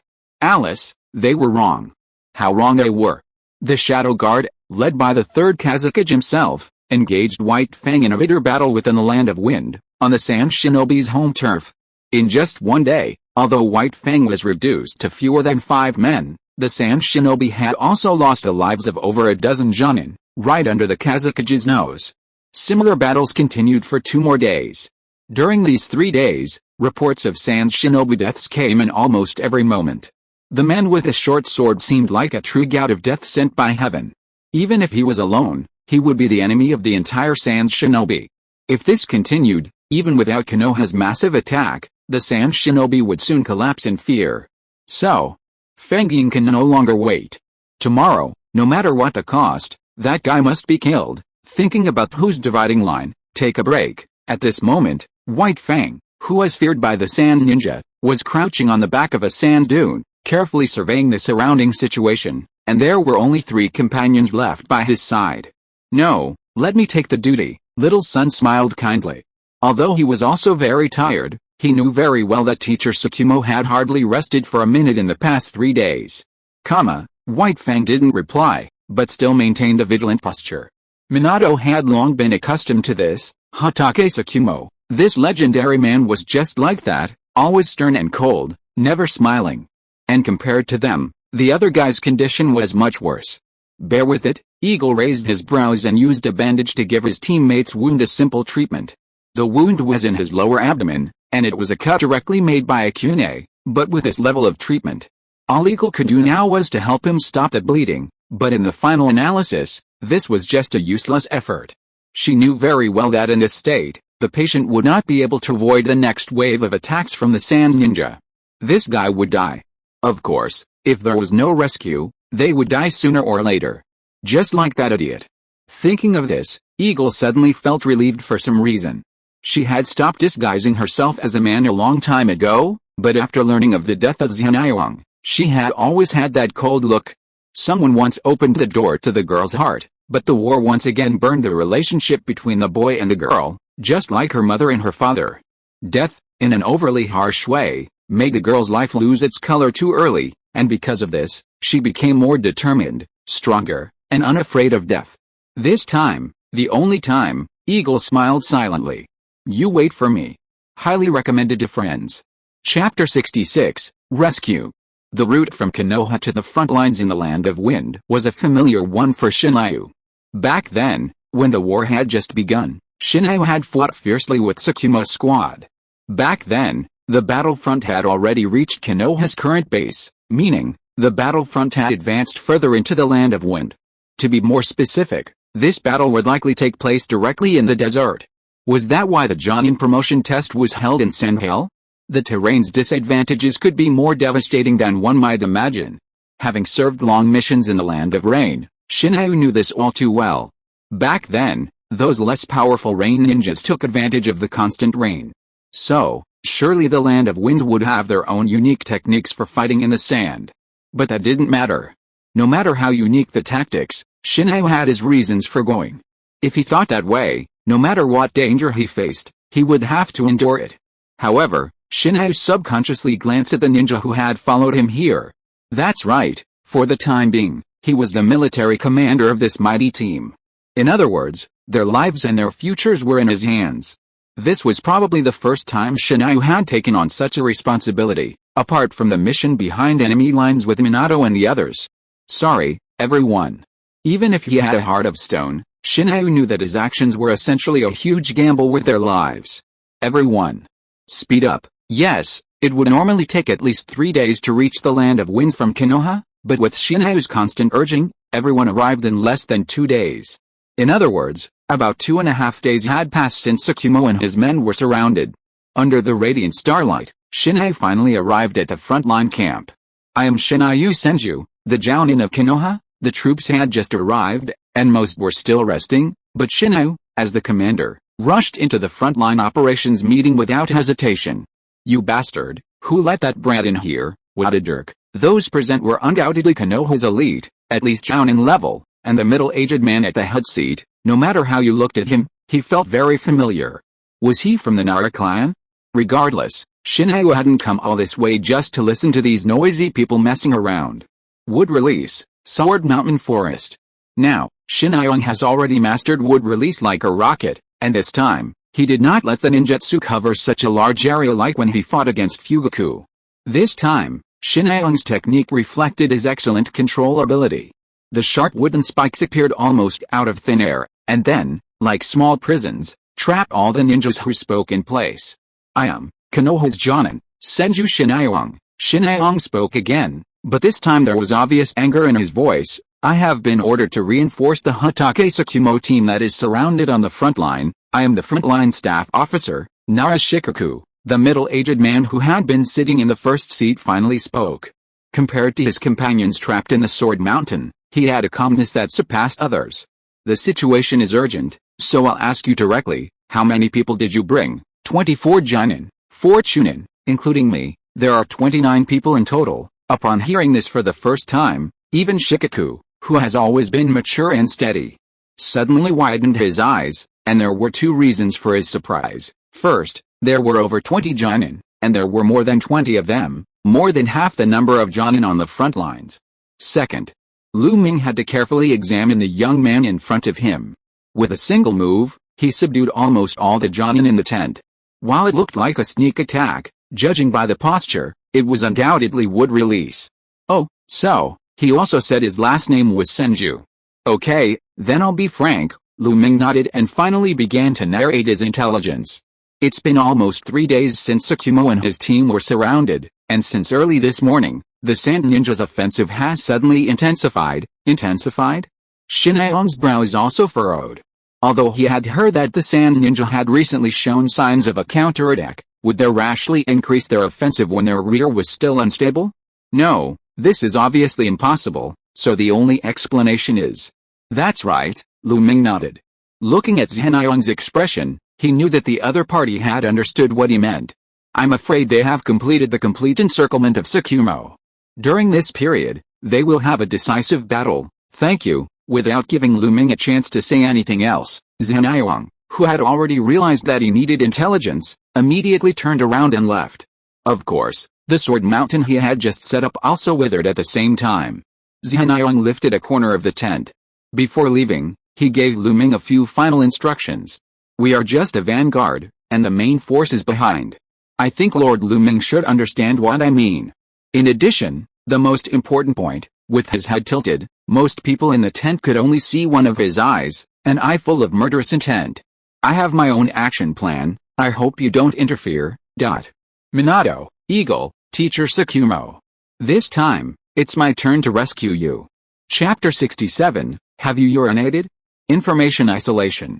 Although they had never participated in modern warfare, information played a crucial role on the ninja battlefield. Even before dawn, the Sand Ninja, who had been timid since the conquest of the Warring States period, suddenly changed their ways. They frantically attacked Konoha's defenses, recklessly squandering their own strategic supplies. By this time, most ninja on both sides had already sensed the strategic significance of this battle. Perhaps, for both sides, this would be the final move that determined the outcome of the war. The dividing line of operation route, on a flat sand dune, Taesuke and his group of about 50 Chunin had been lying in ambush for a long time. The battle on the front line had already begun. Unlike in the past, this group of Sans shinobi, originally serving as a reserve, would this time be directly thrown into the brutal struggle. And largely because of their position, they would serve as a suicide squad to directly attack Konoha's headquarters after the war entered a white-hot stage. The moment they set foot on the sand, these 50 people were almost doomed to be annihilated. But Taesuke didn't retreat, nor did he hesitate. Even though he was only in his early 30s, and even though he had children crying for food at home. This was a necessary sacrifice in war. Almost all of these 50 people were the Third Hokage's trusted confidants, and at this moment, it was time for them to sacrifice their lives. Get ready, Taesuke stood up, carefully observing the situation on the front battlefield. He raised his right hand, giving all his teammates the signal to prepare for the assault. Have you had your piss? At this moment, on the other side of the sand dune, a man in black walked towards them at a leisurely pace. He was not backlit, and his face was not covered, but because his face was vaguely lowered, it was difficult to see what he looked like. The only hint of his identity was the Konoha forward protector tied to his left arm. He was a Konoha ninja. All the Sans shinobi quickly stood up, staring intently at the black-clad figure before them as if facing a formidable enemy. The presence of a Konoha ninja meant they had already been sighted, or perhaps, they had fallen into a trap. Damn it! Taesuke clenched his kune. They had long been prepared for certain death, but they could not accept that death was meaningless. Have you prayed to the immortal? His steps remained steady, his mouth still uttering incomprehensible words, his face still shrouded in terrifying shadows. Even the bravest warriors broke into cold sweat. Under the scorching sunlight, in the warmth reflected from the golden sand, they felt only an endless harshness, a chill that went deep into their bones. The slowly approaching figure seemed to have gradually lost his human form, his shadow stretched out in the sunlight, like a beast trapped in the darkness, roaring, ready to break free and transform into a predatory monster. Are you ready to tremble in the shadows of the sand? Begging for your life, he was almost in front of Taesuke. As the commander of this force, Taesuke knew he had to give the order to attack. His hand was raised, but he couldn't swing it. The thought of death had been lingering in his mind since a moment ago. Even if the enemy was only one man, they would be slaughtered in the most brutal way possible. Well, whatever, the man shook his head. At the distance, Taesuke realized that the man was not even above his shoulder. A young soldier? But he was too late to speculate. The next moment the man withdrew his momentum. Avicii Hell finally arrived. Wood release, Tree Realm arrived. The tremendous sound even startled the ninjas on the main battlefield. They distanced themselves from the enemy, and their confused and hesitant eyes glanced towards a corner of the battlefield. It was a forest. If they had appeared in the land of fire, no one would have noticed anything wrong. But at this moment, the appearance of this forest made the Sans shinobi forget that they were still in a battlefield full of dangers. The Wind Country has become accustomed to being covered by yellow sand. Since they were born, they have never seen naturally formed forests. But on the battlefield, The more experienced veterans are no strangers to these terrifying giant trees. Wood release. It's wood release. After many years, the Sand Shinobi finally recalled again the humiliation of being dependent on others, and the terror from the thousand hands of the forest. But Shinayong, who created this show, had no time to waste here. He cut off Taesung's head without hesitation. Invaded immediately. I want to know where the opponent's encirclement is immediately. Yes, that's right. For the more than 20 senior ninjas who were close at hand, they experienced a more violent impact than others. They remembered the ancient legend. Legend has it that the huge ancient trees around Konoha are all masterpieces made by the first generation himself.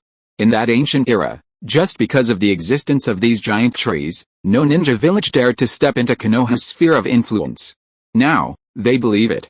Maybe this is not just a legend. Chapter 68, Enter the Central Palace directly. The warriors on the main battlefield were bewildered by the fact that the legendary wood release technique seemed fleeting, having appeared briefly on the left flank of the battlefield. Fortunately for them, Shinai had no intention of using them to gain military merit. He hadn't forgotten the ultimate goal of this operation. Shinai's team was on a rescue mission, so he had no intention of appearing on the main battlefield. This was also Shinai's primary reason for targeting this particular team. Because the target was already dead, after about a quarter of an hour of gathering information, the root only learned the approximate location of the enemy's encirclement and that it was the Kazakage himself who was leading the operation. However, this was enough. Before the operation began, Shinai had already communicated the method of operation. To save time, he chose the most ruthless method, the dividing line where the decisive battle begins, Hatake Sakumo. Even without any annotations, this name alone is definitely a symbol of power. But whether in Konoha or other ninja villages, there are too few people who can truly understand this power. No matter where he is, the impression left by Konoha White Fang is always that of a meteor streaking across the sky. He had little chance of confronting his enemies, for even a foe of equal strength would likely be annihilated in an instant. This was White Fang's fighting style, the very foundation of who standing at the pinnacle of the ninja world. Extremely fast, he was invincible. The young Minato might not have fully grasped Sakumo's abilities, but over the past 3 years, having accompanied him on missions, he had begun to understand the terrifying power of this white-haired man. A dazzling white light flashed. Though he had already touched upon the study of space-based ninjutsu, even to those capable of teleportation, Sakumo's movements were still terrifyingly fast. Puff, puff, the trajectory of his blade was impossible to discern. Combined with his insanely fast movement, White Fang's already razor-sharp blade play became even more terrifying. Stop! The moment Sakumo appeared, a middle-aged man roared from afar, the Third Hokage. The Third Hokage, armed with a magnetic shield and free to manipulate iron sand, is undoubtedly the strongest of all time. However, in battle with Sakumo, especially in this kind of encirclement and annihilation battle where he has the advantage in numbers, he is at an overwhelming disadvantage. Sakumo is too fast. So fast that the iron sand can barely keep up. Meanwhile, the Konoha White Fang, moving freely across the battlefield, can easily reap the lives of the Sand Shinobi. Since the start of the war, Konoha has only 3 men left, including Sakumo, but the Kazakage's team has lost a quarter of its men. This loss is irreversible. If this continues, it won't be long before the encirclement can be maintained, and the same mistakes will happen again. No need to worry. Iron Sand Rain, as the Third Hokage jutsu with the largest range, it is perfect for using against Sakumo. However, the Kazakage never imagined that this single move could be fatal. As expected, Sakumo, who had originally planned to engage in guerrilla warfare, suddenly changed direction, moving from extreme movement to extreme stillness, then suddenly accelerating in the opposite direction. Even as an opponent, the Kazakage could not help but admire Konoha's talent pool, far surpassing even the Sand Shinobi. However, now was not the time for admiration. Indeed, the vast iron sand rain had left an escape route in the Kazakage's direction. Knowing this might be a trap, Sakumo could only charge towards the Third Hokage. In a flash, the 2 men sprinted simultaneously, the tens of meters between them vanishing in the blink of an eye. Victory or defeat, in a split second. Shinayong no longer needed to search for Sakumo-sensei and the others, he wanted to defeat the Sand Ninja in a much shorter time. Traces of Sand Ninja had already appeared before them. faithfully following the Kazukage's orders. They had no idea that behind them, the Shinigami swarming the battlefield had already extended their scythes. Chapter 69, Minato, understood. Tsukumo, charging towards the third Kazukage, had already increased his speed to the limit. It wasn't just because the wide area, sweeping attack was difficult to dodge, but more importantly, Minato and Washi were already in dire straits. Perhaps with Tsukumo's own strength, even if he couldn't defeat the enemy's sheer numbers, he could at least protect himself for a moment. But as for those two brats, although they were both geniuses, and Minato had already attained Jonin prowess a year ago, forcing them to face the Kazukage's shadow guards was truly a stretch. So, Tsukumo's only option was a quick victory. With a stern gaze, Konoha White Fang locked onto the enemy's direction. The murderous aura emanating from his body added a touch of blood to the yet-to-break clash. One side was resting, waiting for the enemy to tire, having laid siege for a long time. The other side was exhausted, fighting a desperate battle. Although Tsukumo was at a complete disadvantage in every way, how could White Fang give up here? If he had held on to this half-baked awareness, relying on his not-so-remarkable family background, how could he have ascended to his current throne?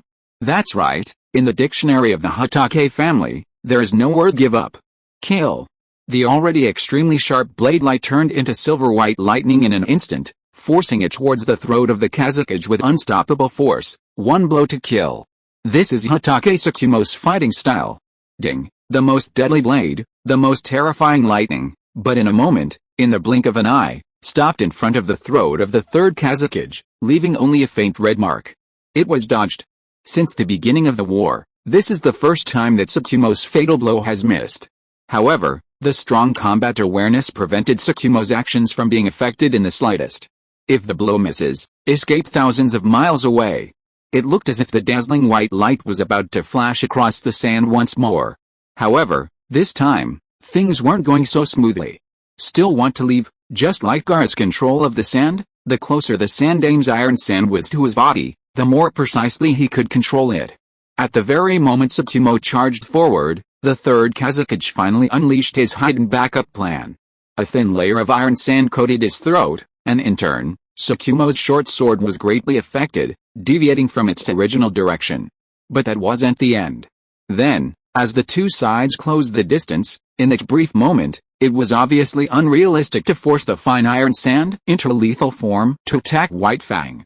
However, if it simply attached itself to his body, it was still possible. Furthermore, during the previous battle, the Kazukage hadn't lost his men in vain. More and smaller iron sand took every opportunity to attach itself to Tsukumo's body.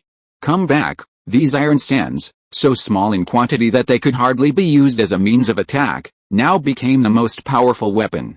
Under the influence of magnetic escape, they actually pulled Tsukumo down. Now was their chance to attack. Once a trick like the iron sands had been used, an opponent of Hokage Tsukumo's level would never fall victim to it again.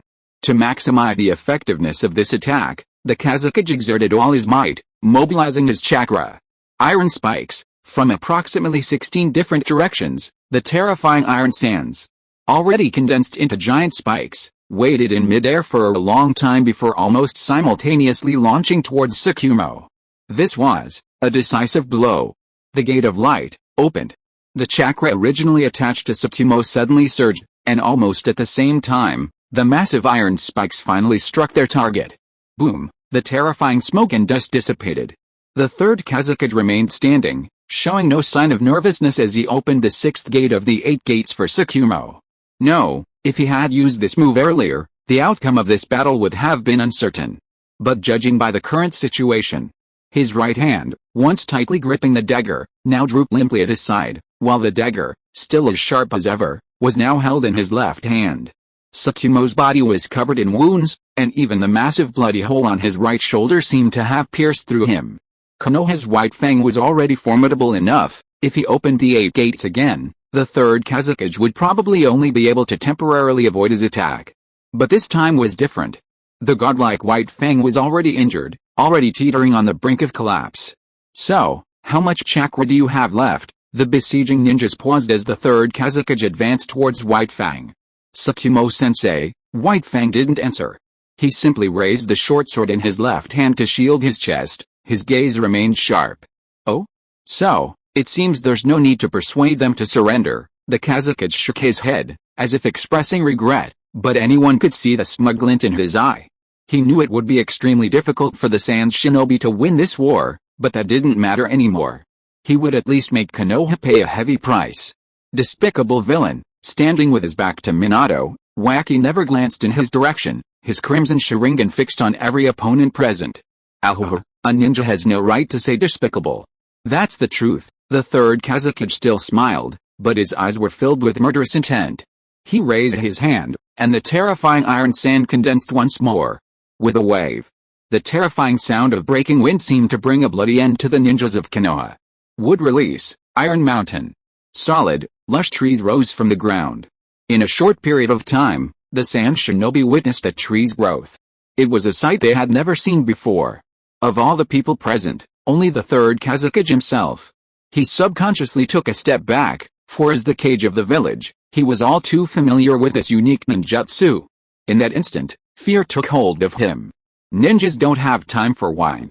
You don't understand that. From the top of the towering ironwood tree, Shin'Aung jokingly looked at the stunned Kazakage. Behind him, the 20 or so Jonin accompanying him joined the battle. The tide had turned.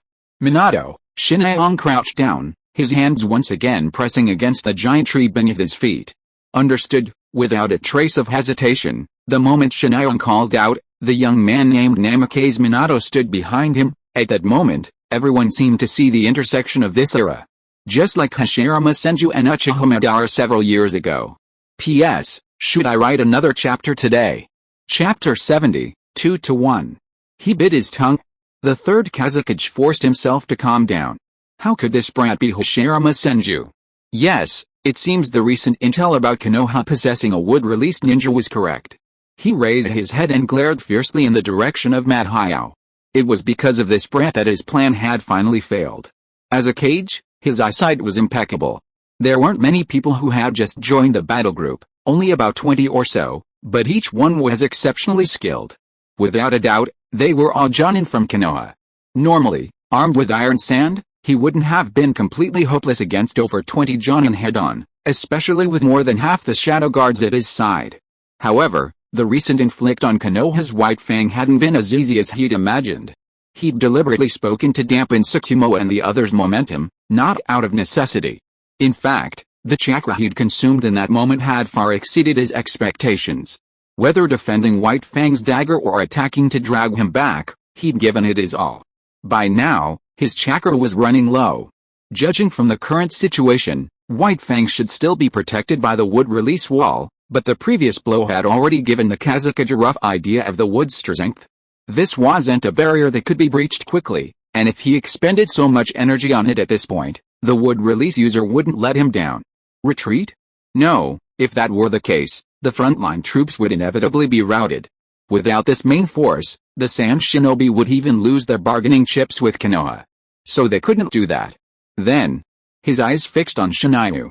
If they could capture this brat, the Sans Shinobi would once again have the leverage to negotiate with Konoha.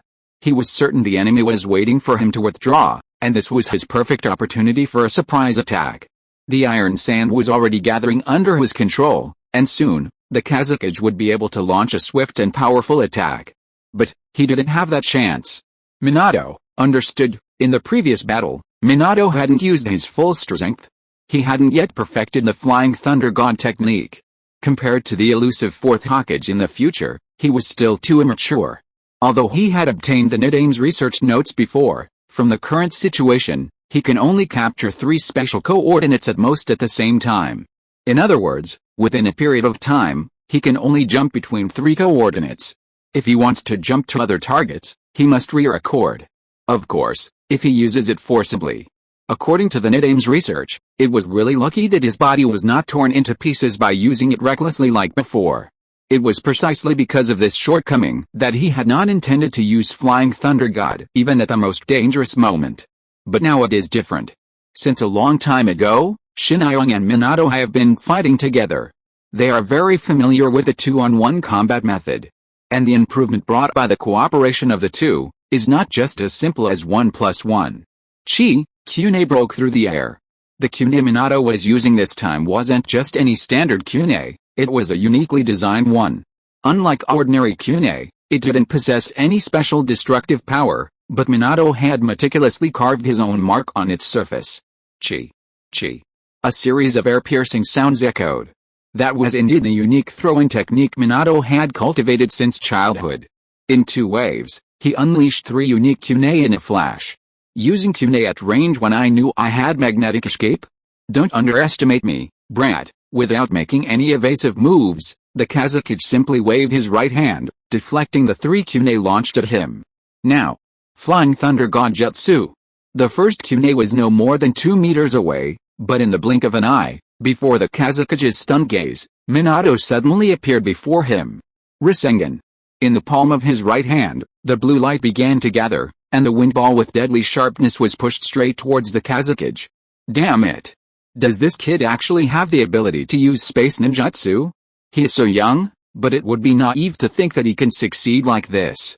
With no intention of retreating, the Kazekage took a step forward, dodged the attack of the Rasengan by the nick of time, and instead grabbed Minato's wrist from the side. Although he is a ninjutsu-style ninja, the Kazekage is still the Kazekage after all, and in close combat, he is much stronger than the average Jonin. However, from the beginning, Minato and Shinayon did not think that this surprise attack could directly kill the other party. Flying Thunder God technique. The fight lasted only a moment, but Minato had more than one coordinate to use. The 3 kunai that had just been fired. The Kazekage immediately noticed the difference between these 3 special kunai and ordinary ones. He had used a spell to locate the special coordinates beforehand, and then attached them to the kunai. This was indeed a brilliant strategy, except Rasengan, the frontal attack missed. The characteristics of a single Rasengan meant that it would not disappear easily as long as it missed its target, but this seemed to be no problem for the Kazekage. Bang! A direct hit from behind. But, in a cloud of smoke, the almost broken body turned into a piece of rotten wood. Substitution Jutsu. This ordinary ninjutsu almost became the key to victory or defeat. Minato's attack was temporarily exhausted, and the only thing that could block this fatal blow was a substitution jutsu that didn't consume much chakra at all. Bang! But it wasn't over yet. The sand cracked. A huge, thorny tree rose from the ground, stabbing the Kazekage incessantly. Wood release, Sword Mountain Forest. You miscalculated, brat. Facing the sudden attack from beneath his feet, the Kazekage seemed to have anticipated everything. Hard iron sand covered the soles of his feet. Using Shinayu's wood release as support twice in midair, the Kazekage quickly rushed towards Shinayu himself. This is the combat experience of the cage level. Facing Minato, who can use space ninjutsu, with 3 coordinates for him to jump to, even the Kazekage would find it difficult to hide him with a single blow, but Shinayu was different. After just releasing the offensive wood release ninjutsu, he had no possibility of escaping at all.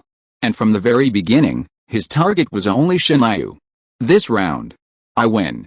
Tisk. Looking at the Kazekage who was already so close, Shinayu revealed a playful smile at the corner of his mouth. That unpleasant, disgusting smile made the Kazekage want to kill him immediately.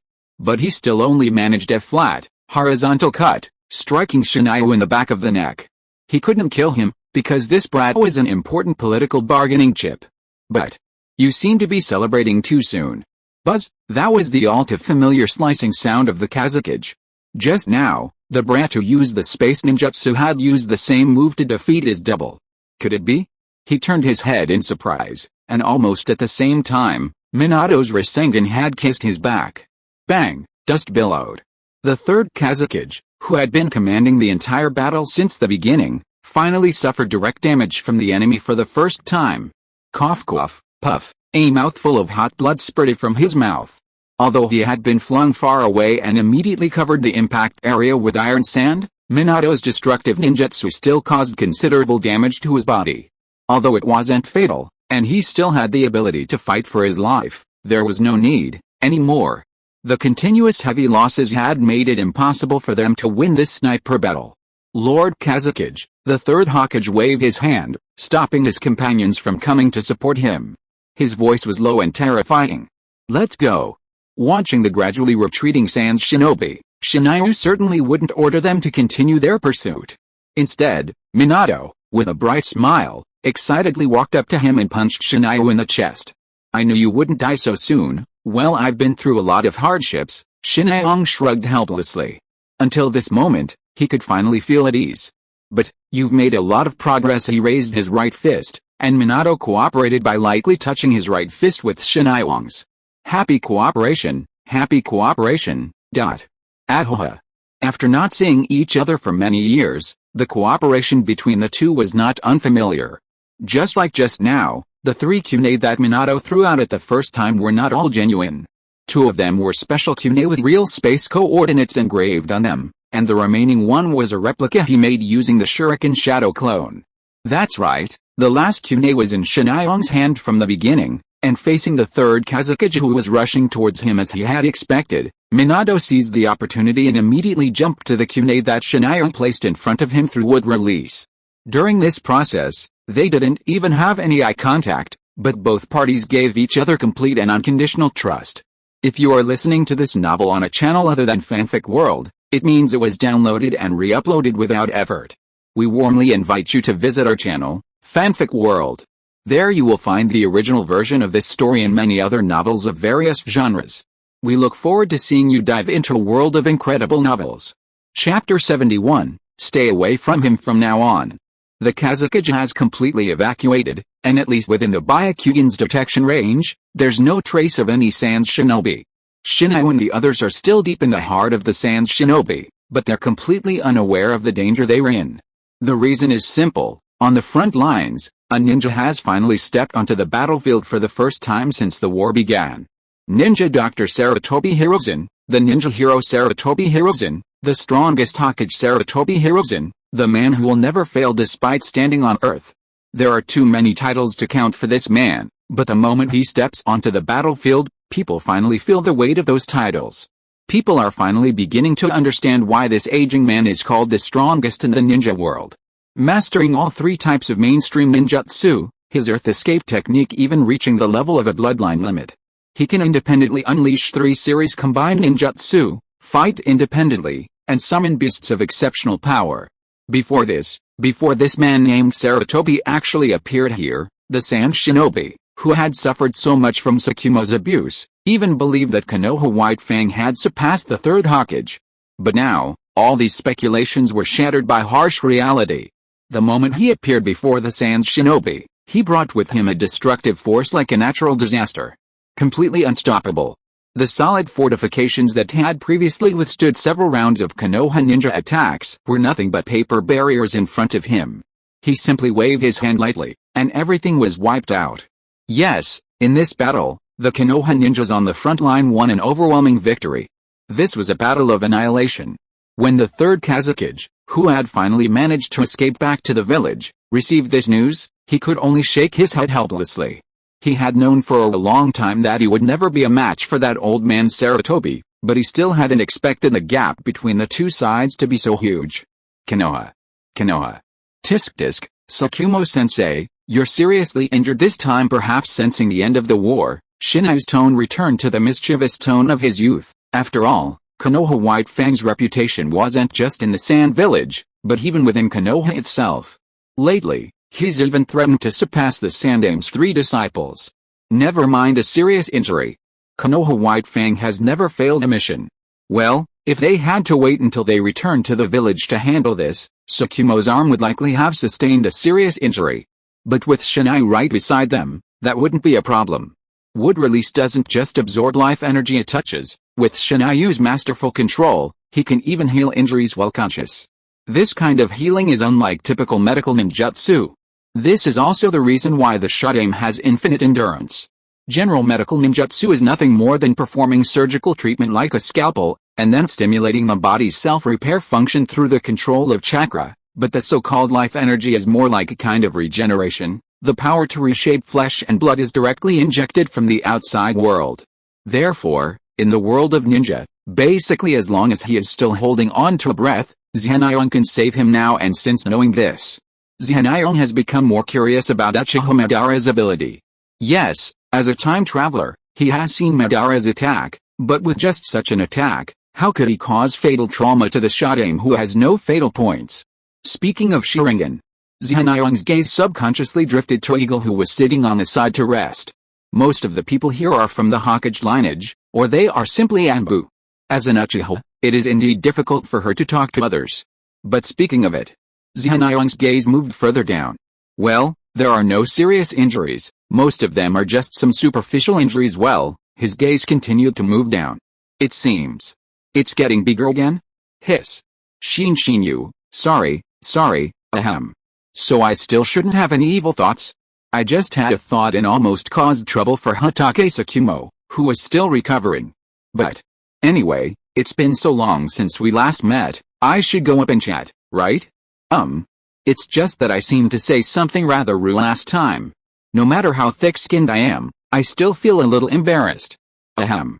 Senju Shinyu, sorry. Tsukumo-sensei. I won't do it again next time.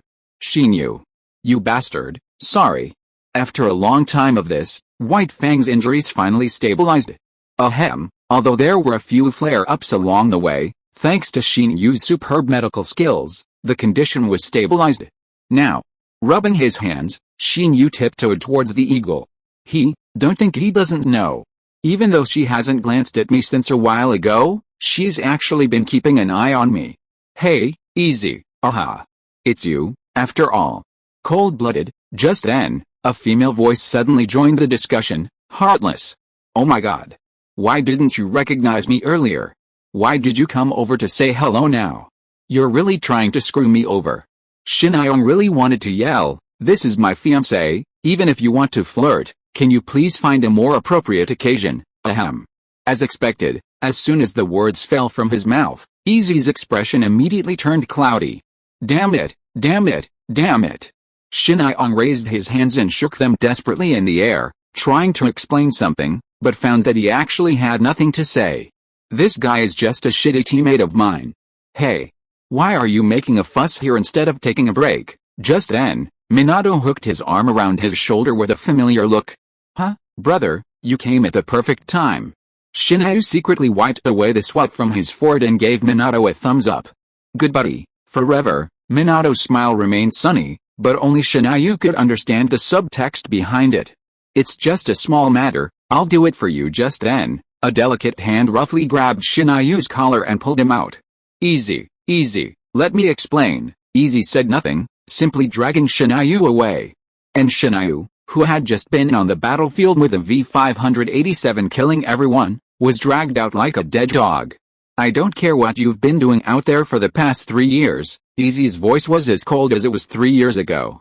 But from now on, stay away from him. Well, this is Uchiha Easy. For this macho woman, shyness is completely unknown. Deka. Wuking and I are just teammates in the Anbu. The collar of her clothes suddenly tightened. Jinayong stared in amazement at the eagle who had practically pinned him against a rock wall. You know who I'm talking about. With that, eagle left without a backward glance, leaving the stunned Jinayong standing there for a long time pondering the situation. Wait? If I'm not mistaken. Hey, explain yourself to me. What do you mean by he? Damn it. His reputation for the rest of his life is ruined. Chapter 72, Going Home. Hey, Eagle, are you hungry? How about we rest for a while? But Master Shinyu, Root Extra A whispered in Shinyu's ear with some embarrassment, Master Danzo wants you to return immediately. See, get lost. Did I even speak to you? Suddenly enraged, Shinyu returned to his previous snarky expression when he turned back to Eagle, a truly snarky one. Get lost. We're on the march, didn't you know? Without hesitation, Shinyu was scolded back by Eagle. Actually, he could understand it somewhat. For the past 3 years, he'd been treated as if he'd died in battle. And in those 3 years, he hadn't sent any news back to Konoha. It was truly unkind of him to do that to the girl he'd just confessed his feelings to. To put it bluntly, Shinyu had left Eagle a widow for 3 years. Ahem. Yes. It's important to hurry. What are you looking at? Don't you know we're on the march? Be alert. Yes, as the saying goes, a new official starts with 3 fires. This young man is not to be messed with, and Shinyu doesn't lose his temper without thinking. Those who are taught a lesson by him are all members of the root, and they were all people he didn't know before. Do those who teach Danzo a lesson need to have any psychological pressure? This news may be a hope for the rise of Konoha village, but it is not a good thing for Nanmu and his wife. It means that Shinai will inevitably be inferior to the top of Konoha, and at the top of the cold pyramid, countless cruel choices will be waiting for him. But soon, they got worse news from the roots. Senju Shinai was killed while on a mission in Rain Country. This would release user who was less than 10 years old and was regarded as the most dazzling genius by the people in the existence. In the end, the only ones who were sad for him were his parents, and in the end, only Nanmu and his friends could remember the name Senju Shinai. For the sake of internal stability during the war, this news has been blocked by the upper echelons of Konoha and is forbidden to be leaked. Overnight, Nanmu seemed to have aged by a dozen years, and his originally black and hard short hair turned into a tree of pear blossoms. For Nanmu and Mizuho, what was shattered was not Konoha's ambition, but their originally warm family. The child who had always acted like an adult since childhood, never needing her family to worry about anything, always able to handle any situation on her own, the child her parents had always been proud of, would never come back. That day, Nanmu and Mizuho said nothing, not even a tear. Because they were ninja. Konoha's ninja. Since the first generation, the Senju had protected the peace of Konoha village for generations. As Konoha's ninja, they were prepared to sacrifice themselves on every mission. The Senju of the forest were Konoha's protectors. However, that uncontrollable sorrow forcibly pried open the doors of their hearts, and silent cries flowed out like blood. Perhaps as compensation, Nanmu and Mizuho, who had long since retired, had not accepted any dangerous missions in the past 3 years.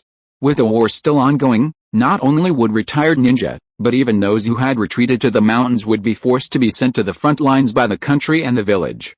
Sadness settled night after night, year after year. The starlight remained unchanged. Just like the unchanging furnishings in the house, just like Shinayu's immaculately cleaned room. Even now, aside from Minato, that room had long been vacant.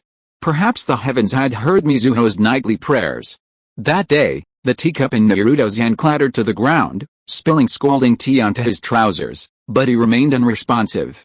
That day, Mizuho, accustomed to years of housewifely life, rushed to the Hokage building like a whirlwind, completely oblivious to the ambush tailing her. All of this was due to a piece of news that excited every Konoha ninja.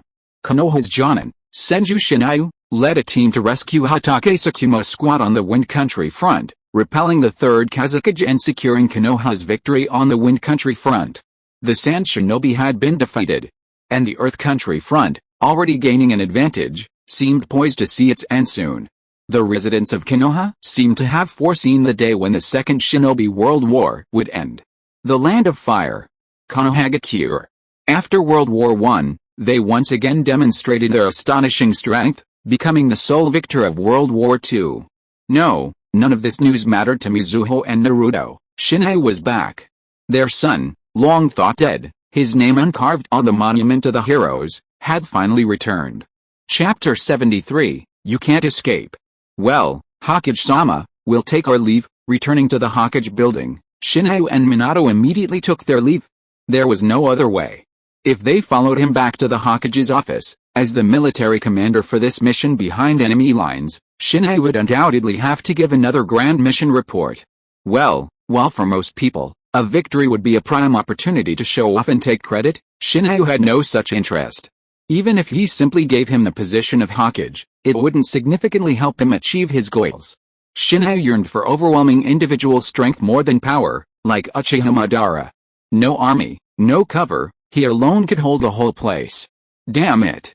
How did they make a meteorite the size of a mountain? And two at once. You old mud-playing bastard, can't you hold it? Try holding me up one more time, and see. You insomniac panda, can't you hold it?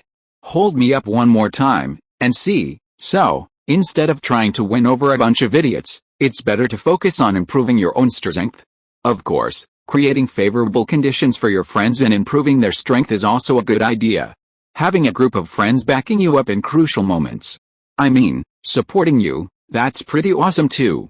Now that Eagle has been taken away by the Uchiha clan, returning home to see his parents is the most important thing right now.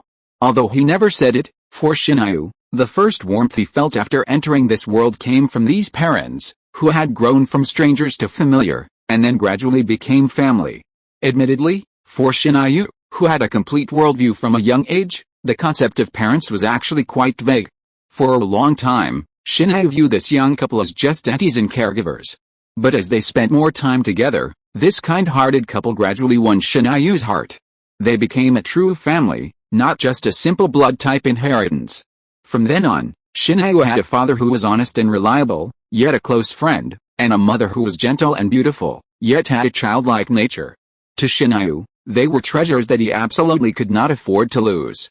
Along the way, Minato had already told Shinayu about Minami and Mizuho. Really?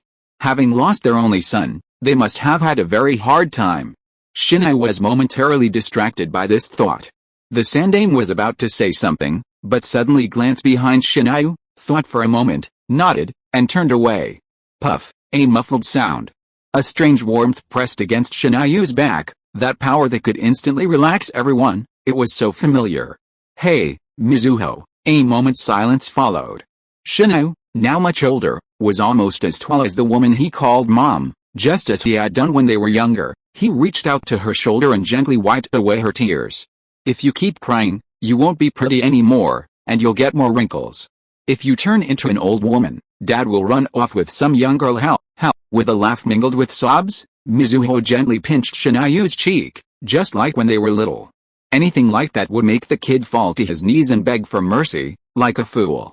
But how could Mizuho really use any force? Hey, let's be quiet. Shinayu nodded, apologizing solemnly. He finally turned around and gave the haggard mother a big hug. I'm home. That day, the Senju clan's large house was unusually lively. Shinayu's family, along with Minato and Kushina, were all having dinner together. Naruto, blatantly defying Konoha's rules against underage drinking, drank heavily with Shinayu. Well, for a wood release user, alcoholic beverages had almost no effect. In the end, Shinayu and his mother took the drunken Naruto back to the bedroom.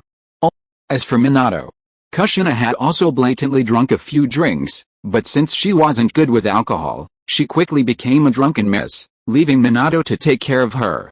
By the time everything was arranged, it was already late at night. The Senju courtyard was silent, not even the falling snow made a sound. Come out, Shinayu said, seemingly talking to himself, standing in the courtyard. But soon a dark figure appeared before him. Sir Shinayu, Lord Danzo calls for you. Shinayu frowned. Within Konoha, given the current situation, there was no way Danzo would have any intentions towards him. Although he still belonged to the root, why was this old man summoning him now? Does it have to be now? The root man didn't answer, simply lowering his head and continuing to squat. Is that so? Well, lead the way. Yes, Shinayu wasn't sure why Danzo wanted to see him now, but since that was the case, he might as well be frank with him. Shinayu didn't dislike the work of the root. Rather, compared to the Sarutobi clan, who lived entirely in the sun, the Konoha root, and Danzo's existence, were extremely necessary. It's easier to do things in secret than to do things openly. Those in high positions understand this truth only too well. However, for Shinayu, since he could no longer provide him with further wood release training materials, the root's significance to him had been minimized. So, I wish to withdraw from the root, Danzo-sama. Shinayu knelt on one knee before Danzo and spoke calmly. The root was indeed very necessary, but it wasn't a risk Shinayu had to bear alone. He lowered his head, not wanting to see Danzo's expression, but thanks to his wood release ability, he knew that Danzo, sitting in the only chair in the basement, was smiling. How does it feel to be giving orders in this room? The question was irrelevant. In almost every conversation between Shinayu and Danzo, the other seemed to be leading the other by the nose. This wasn't just because of the overwhelming disadvantages reported, but more importantly, because this guy seemed to have the ability to read people's minds. I don't understand. Shinayu didn't understand Danzo's intention, so he gave the dumbest, yet safest, answer.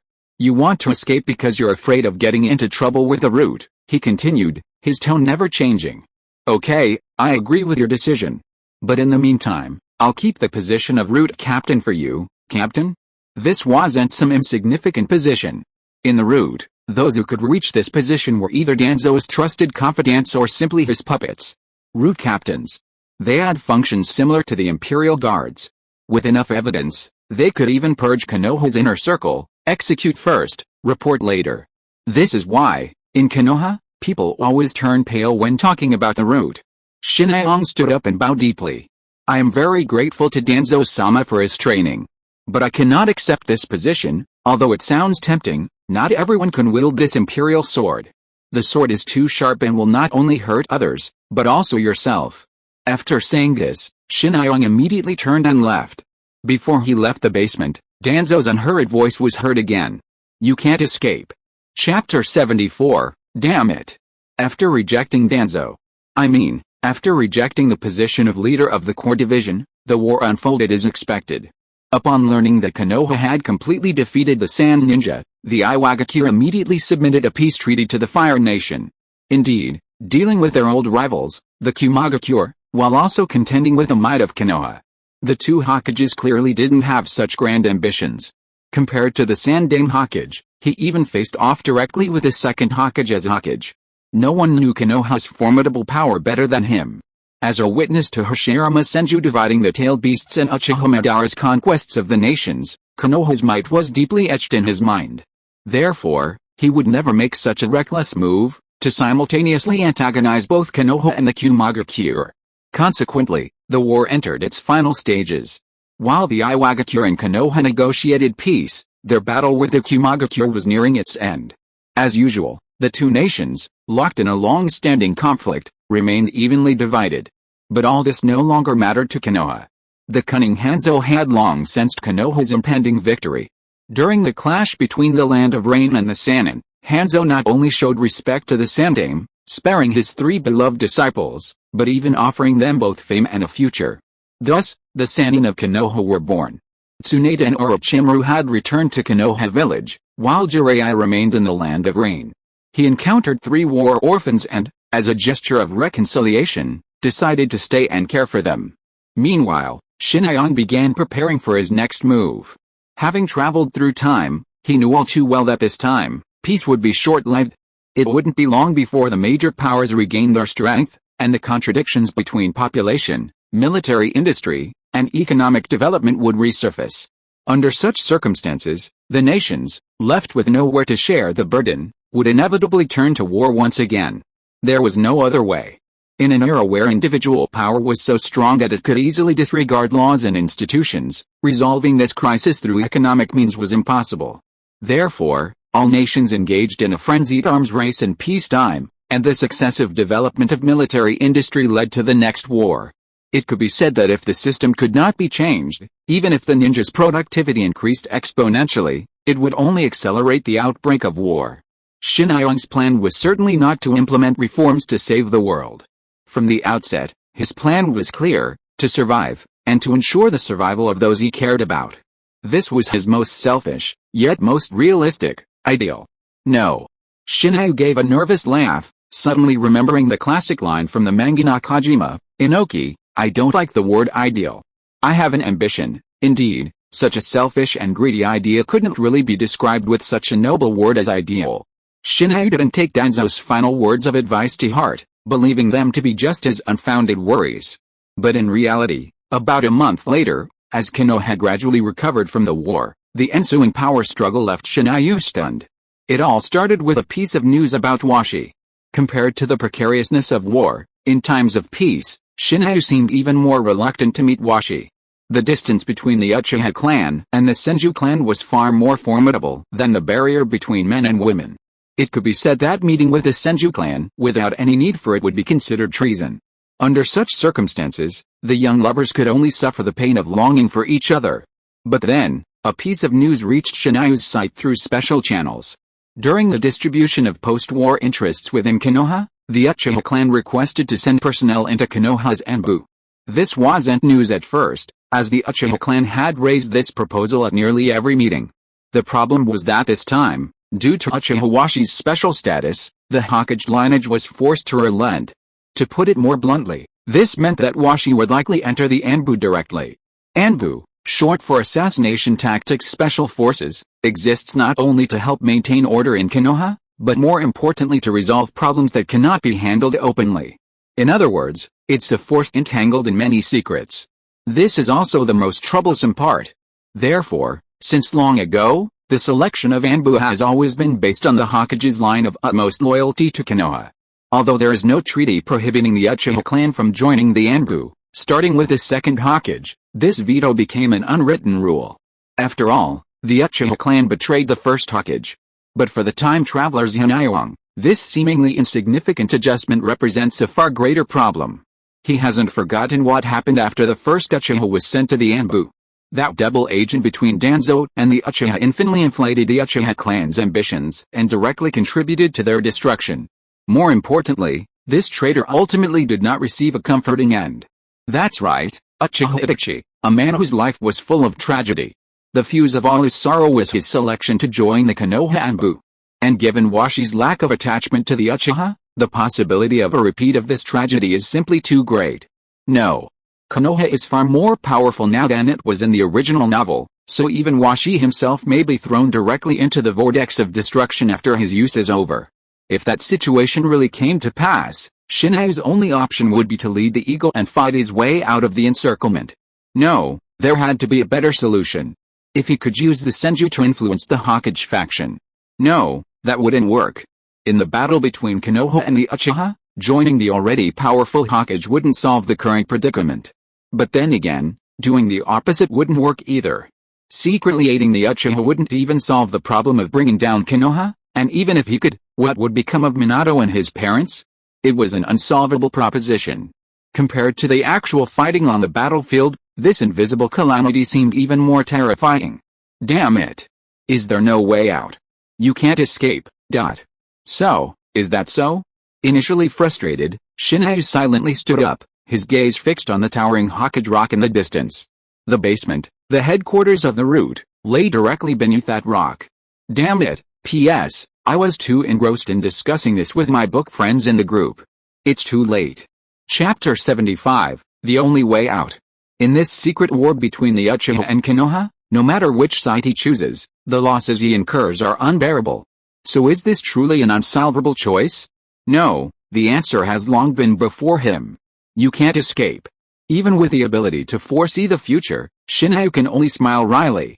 Shimura Danzo, the villain whose plans are repeatedly disrupted by the protagonist in the original story, finally confronts Shinju with a sense of formidable power when he confronts him. Compared to that 0.5-second prediction, Danzo seems to have foreseen the current situation long in advance. Is that why he, at all costs, dragged himself into the root? And even after that, he was willing to take the enormous risk of leading his men into the Wind Kingdom. Now, Shinju's background, experience, and reputation are impeccable. Without this foundation, gaining a foothold in the root with just the title of a wood release user would have been impossible. But now, nothing is a problem. As expected, there is no way to escape. You're back. There was no hesitation or surprise in Danzo's tone. He had expected all this. Without saying any more nonsense, Danzo pointed to something that had been placed aside and said, I said this is prepared for you, that's right. The things placed there were very familiar to Hanayong. They were the unique services and equipment of the Anbu. At least that was the case in the eyes of ordinary people, but only those who belonged to the Anbu would recognize that these were equipment exclusive to the root. Yes, this is the only way out for Hanayong. If he wanted to reconcile the conflict between Uchiha and Konoha, it would be wrong to stand on either side. The only thing he could do was to become the most important last corner. Only with a three-way balance of power could this precarious situation be maintained. But, this is also a gamble. A gamble on the future of the wood industry. I have your first mission here. Danzo was a man of few words. Shinju had barely finished packing up his gear when Danzo's voice rang out, but this time, Shinju didn't seem to want to refuse. At this point, if he still didn't understand the entire arrangement, he'd be a complete idiot.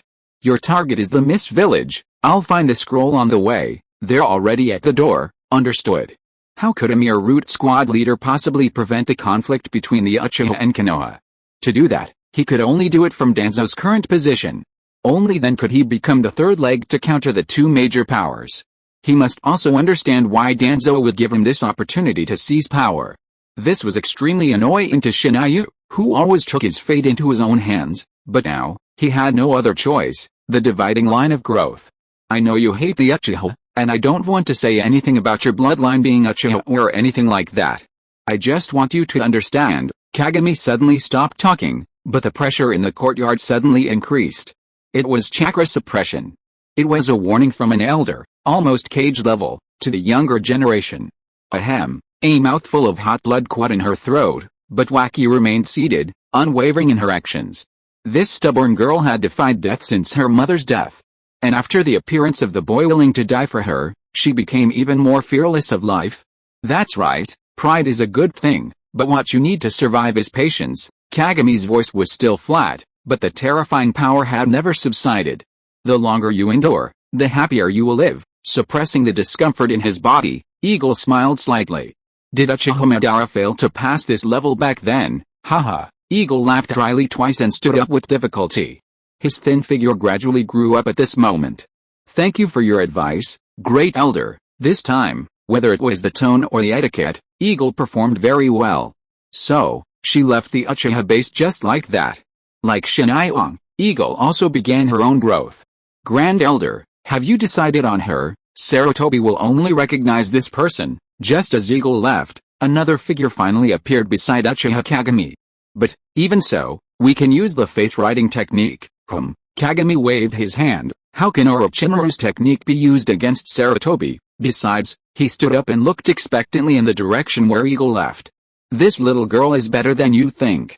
Only she is the most suitable for this task. You don't believe it? I just don't understand. People who are good at endurance can live a long time. He seemed to remember something from a long time ago, but the voice in his mouth did not stop, and capable people often act on impulse and direly. You mean, Uchiha Eagle is a capable person who is good at endurance? No. Kagami finally smiled, a smile full of sarcasm. Ambitious people are the most suitable for this task, especially, she is not yet able to realize her ambitions.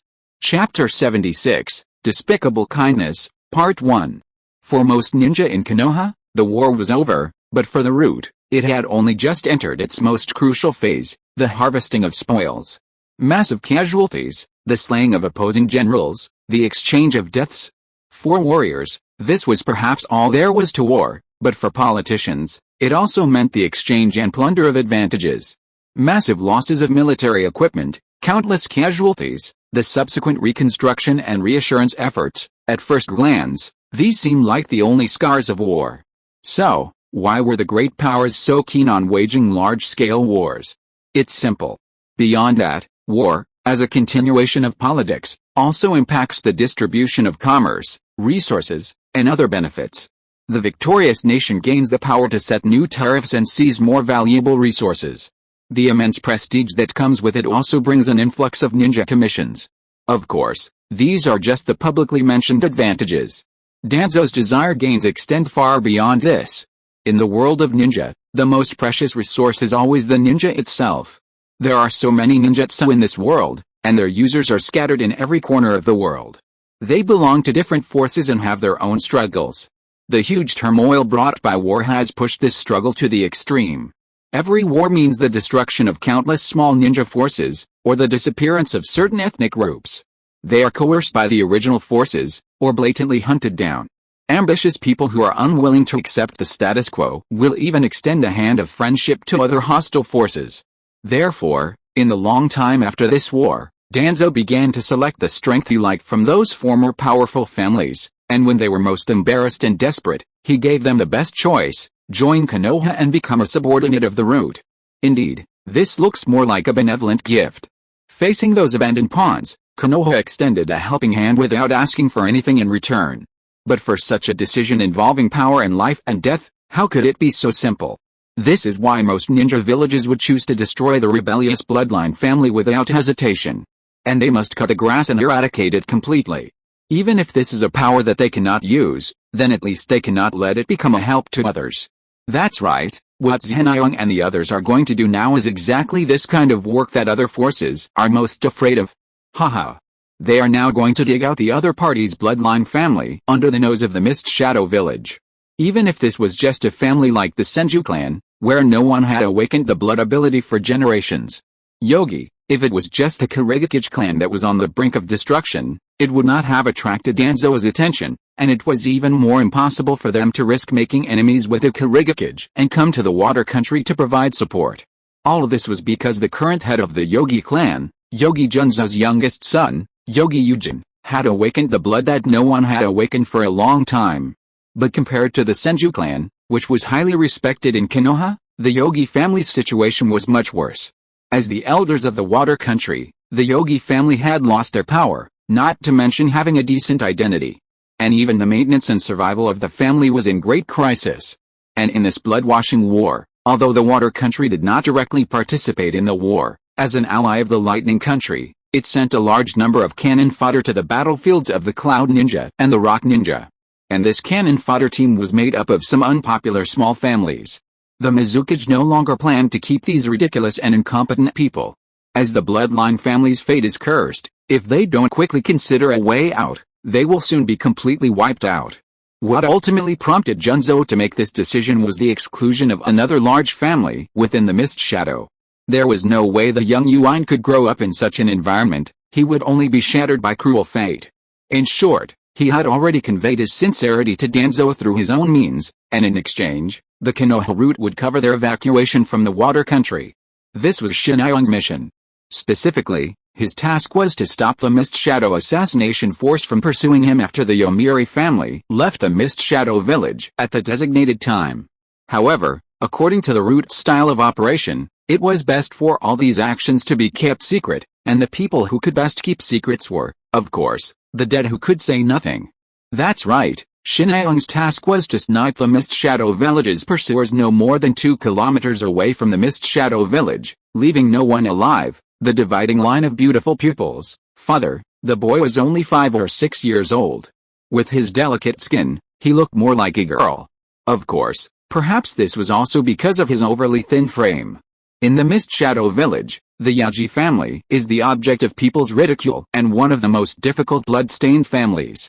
Take a good look at this moonlight. Yaji Junzo stared blankly at the sky. He knew his son. Ever since his wife passed away, the child had never smiled again. In the precocious ninja world, Yuan, who was only 5 years old, was more mature than most carefree teenagers. They all said that this is the place closest to the moon, so watching the moon in the Mist Shadow village is the most beautiful thing. The silence lasted for a moment. The father did not say much, but Yuan's eyes gradually became moist. He knew about that matter. Who else would be willing to betray his own village? If he had not been forced into a desperate situation, how could this father who had always been loyal to the Mizukage do such a treasonous thing? That's right, for his own safety, his father betrayed the ninja way he had adhered to all his life. Father, Yuan's voice was almost trembling. But the toll and vicissitudes of life man never turned around. Yuan, you have to live. Chapter 77, Despicable Kindness, Part 2. How long? According to the plan, we have 15 minutes left, Master Shinayu. Within the dense undergrowth, the 15 soldiers accompanying Shinayu had been lying in ambush for an hour. This was already the maximum distance. Any closer, and the likelihood of a conflict escalating into a small-scale battle would greatly increase. According to the agreement, Shinayu only needed to meet the Ryoji clan here. But Shinayu and his men couldn't wait indefinitely. If something happened within the Ryoji clan, or if they failed to escape from the village as planned, Shinayu would be in grave danger. They had no obligation to keep Konoha's secrets secret. 20 minutes later, if no one shows up, we'll withdraw. He was only halfway through his words. In the Shady Water Kingdom, aided by the plants, Shinayu's perception had been heightened to an incredible degree. He raised his right hand, signaling everyone to be on alert. Here it comes. But then Shinayu frowned again. The numbers weren't right. The arrivals were split into 2 groups. Only 5 or 6 were in the lead, each one fleeing in panic. Behind them, another ninja was in pursuit. Though Ryoji had fallen, no longer possessing its former glory, the once powerful Kirigage clan, even in its current state of decline, still numbered over 300. Even if they didn't mobilize everyone to flee together, and some losses occurred along the way out of the village, according to the intelligence, Shinayong and his team should have had at least 100 men supporting them. And, even more concerning, was the ninja chasing behind them. If he'd been alone the entire time, he'd have been outnumbered by 100. Such an opponent was truly a formidable challenge. A raised hand brought it down again, signaling the start of action, like the wielding of the Grim Reaper's knife in the darkness, the dividing line between life and death. Shichen. What are you going to do? Chunsen lowered his voice. It was late at night, But in front of the gate of the Liangai clan, a thrilling duel was taking place. What for? The young man called Shichen sneered. His contemptuous expression seemed to tell everyone how much he, Liangai Shichen, hated this family. At this point, you're actually asking me what I'm going to do? His voice grew louder, the harsh question echoing like a bleeding heart. Who taught me to be loyal to the village no matter what? Who sent me through the harshest training ground since I was a child, expecting me to become a pillar of Kirigakure? He stared intently at Danzo before him, until the middle-aged man lowered his head. Shichen, you don't understand, you're the one who doesn't understand. Father, he practically roared. This gesture caused the tribesmen guarding Danzo to tighten their kunai. They were still inside Kirigakure village. If there was even the slightest mistake in this operation, everyone would be dead. If the young man before him wasn't the tribe leader's eldest son, he would have been killed by the enraged tribesmen long ago. Indeed, Shichen couldn't understand why his father, who had always been as unwavering as a rock, regardless of people's indifference or sarcasm, would make such a despicable decision. He was a traitor, a coward and a villain who betrayed his own village. Chief, the agreed time is almost up, Chief. The overall situation is more important. The moment Shichen knew the truth and stood in front of Chun-sen, he felt as if he had aged a lot. The conflict between family affection and family affection and justice, made him breathless. If possible, he really didn't want to make such a cruel decision, but he couldn't. He was the chief of the Liangai clan, so he had to make his own decision. Toki, you must get out of the way immediately, otherwise, Ryuji Toki pulled a kunai from his ninja tool bag. His choice was clear. The kunai he pulled out was the precursor to the conflict between father and son. Step over my body, Toki, come on. Chi, the sharp kunai quickly turned vermilion. As one of the few Jonin of the Ryuji clan, Danzo was indeed experienced and powerful. But he never imagined that his own strength would become a sacrifice for his own son. The kunai pierced his chest, and a large amount of blood was scattered all over the ground. Father and son, in the end, only one could survive. Let's go. Wiping the blood and tears from his cheeks, Danzo tried to make his voice calmer. Now was not the time for him to fall. From now on, he had to take his family away from here. Let's go.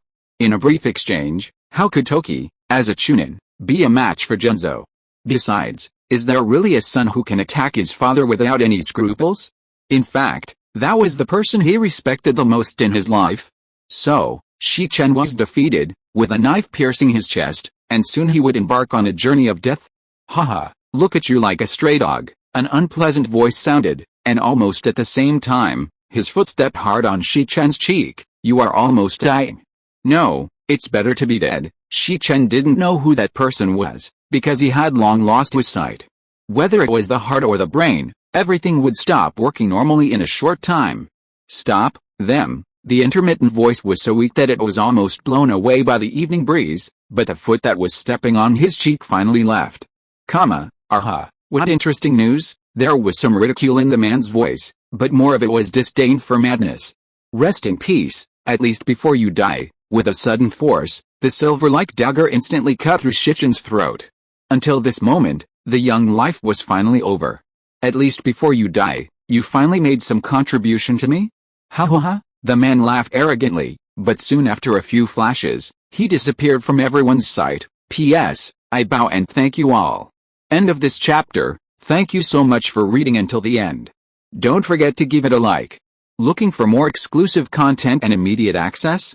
Subscribe to our Patreon. Remember, every like, subscription or donation encourages us to continue. Thank you all. See you in the next video.